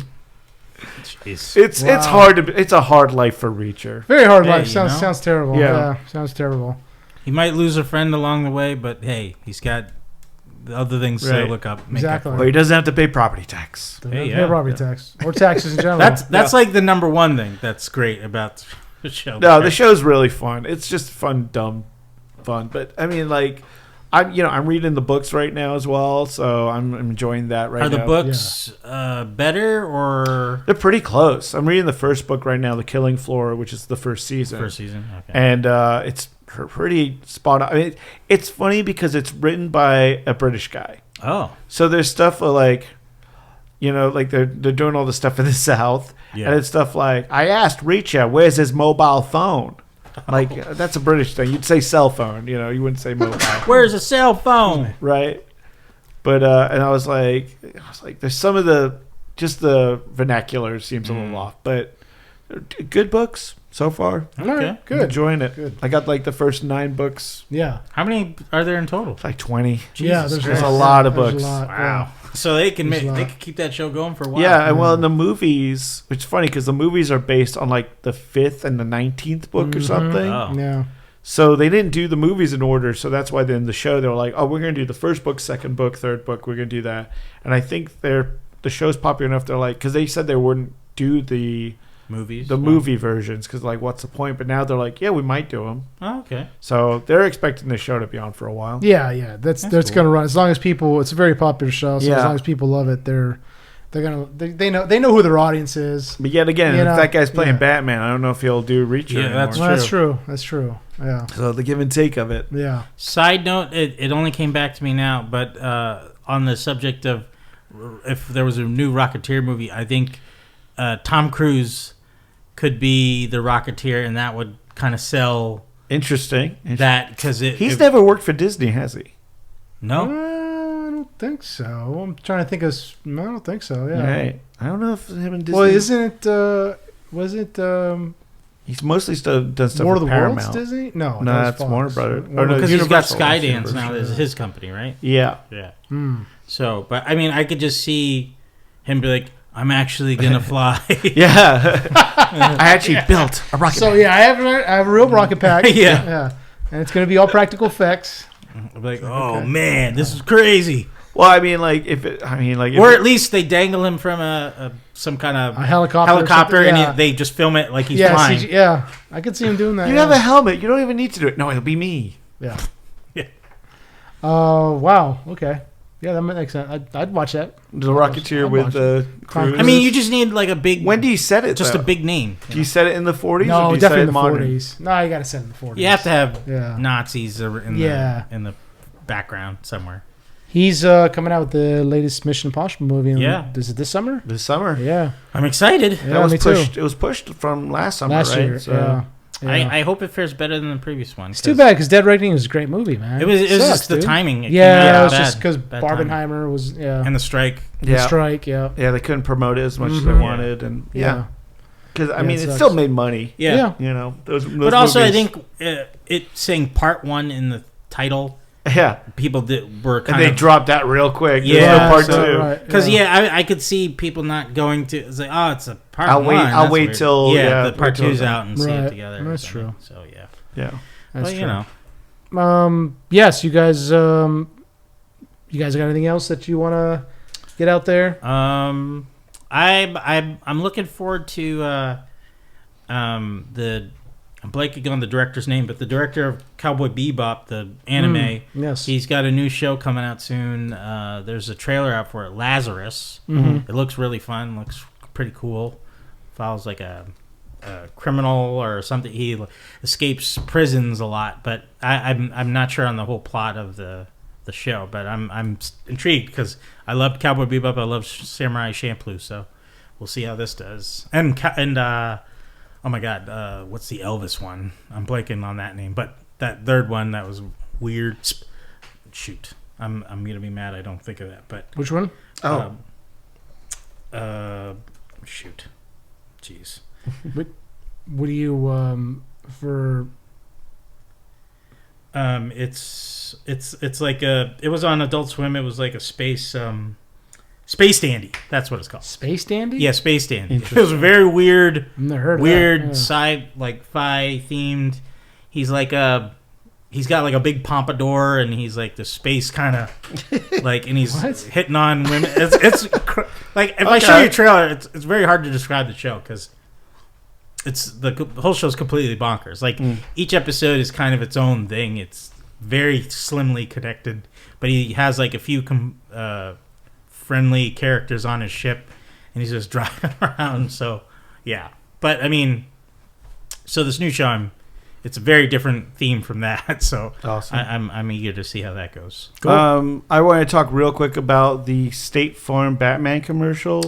That came out recently. Man. That's a good. I want to give a big high five to whoever the makeup did that. Mm-hmm. Like the guy that played Joker, his name is Josh Harp, looked insane. Yeah.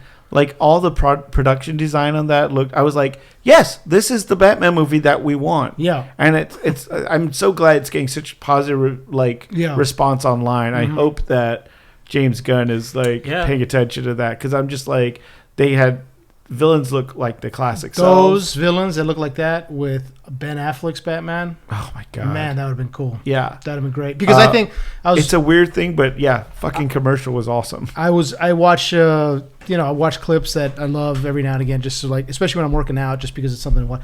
And today I watched the Batman warehouse fight from Batman vs. Superman. Yeah. Everybody hates that movie. I defend it. No, but you know what's funny? Got that sequence is so good. Yes. They released that as remember when before the movie came out, that was like a teaser. They just had that scene. That's true. It's the best live action Batman fight scene that we've ever gotten. Yeah. And so, and I'm disappointed that we never got to see an Affleck Batman because when I think of what Batman looks like, it's Affleck's Batman, like that, tall, cut, built out like that. Patterson did a great job. Bale did a great job, but they were more. It seems like they were a little more technical with their. It's obviously Keaton's Batman is amazing, but he had his limitations because of the time that his movie was made, and then Bale's and Patterson's Batman are kind of more of. I kind of feel like they're a little more technical. There's not a ton of. Patterson's Batman is pretty good, but Bale's is very. There's not a ton of good fight scenes within those two. There's good ones, but not great ones. And then we got this thing in BBS, which is like Batfleck is I wish we could have seen more of that, but it's that commercial is amazing.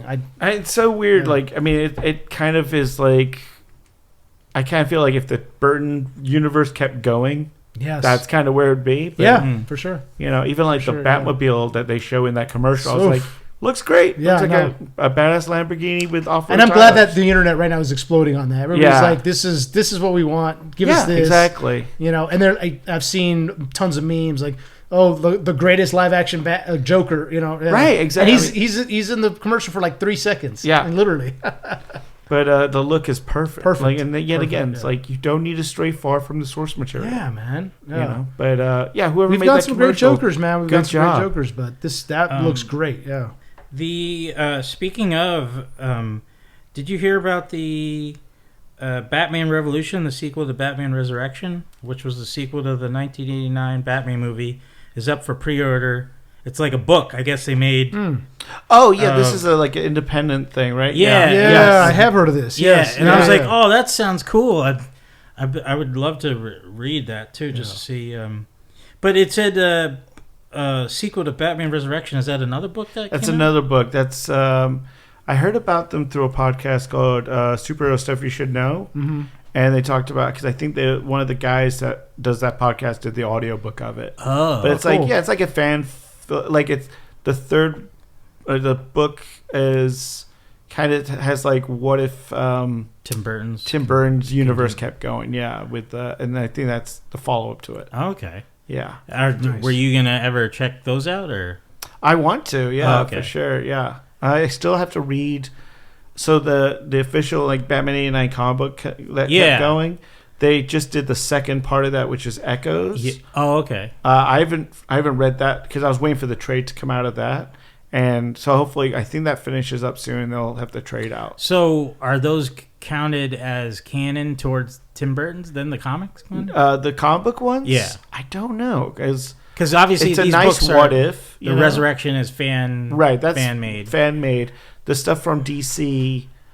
I think it's kind of an Elseworld situation because they do have Billy D as Two-Face in there. Yeah, that's why I was wondering. And Marlon Wayans-esque looking Robin and everything. So, and in the Echoes, he becomes Nightwing. Oh, so cool. I saw some of the designs look amazing, and then the Scarecrow that's in Echoes looks very Goldblum-ish. Oh, really? Yeah. Nice.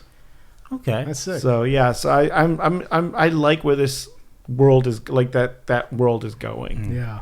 So it would have been Brad Dourif for me as Scarecrow. Yeah. I made my own Scarecrow action figure. Yeah. And I put on for his unmasked head I did Peter Weller.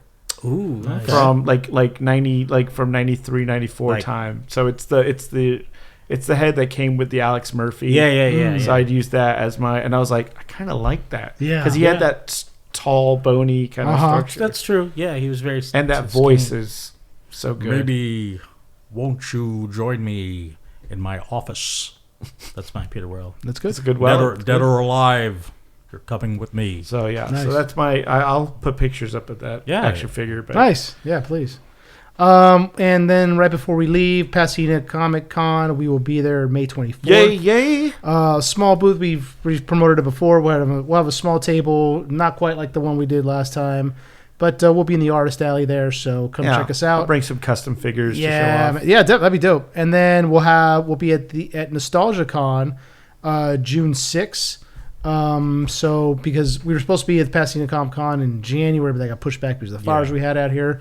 So we're going to do conventions back to back, and that'll be a much bigger booth and probably more on the line on par of what we had before at Pasadena Comic Con. We had a much bigger booth, so we'll have some giveaway items there. We'll try to do a raffle like we did last time. We'll have a Dunk of Chad. Yeah, Dunk of Chad. Yeah. You can't get me wet because I'm a gremlin. Could be dressed as a Mogwai. Singing. There's your nostalgia, baby. Yeah. So come check us out. Yeah. And we'll hire a guy to come out and just talk to the people. He's the guy who hands the ball to people to throw, and they'll be like, "You aren't ready. Too much responsibility." Just an ancient old one. Yeah.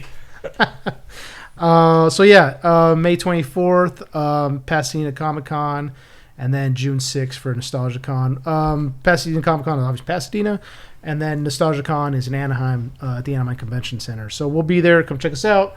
It is Friday, June 6th through Sunday, June 8th.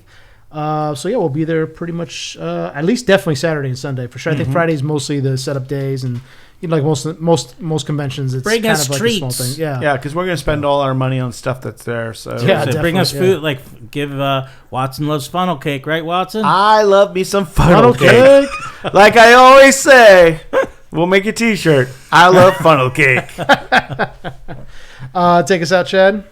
Thank you guys for listening to another episode of Enter the Nerdom. And if you aren't already, please follow, like us, subscribe, comment, and the big R, rate and review. Yes. And if, as we always say here, enter the Nerdom, exit the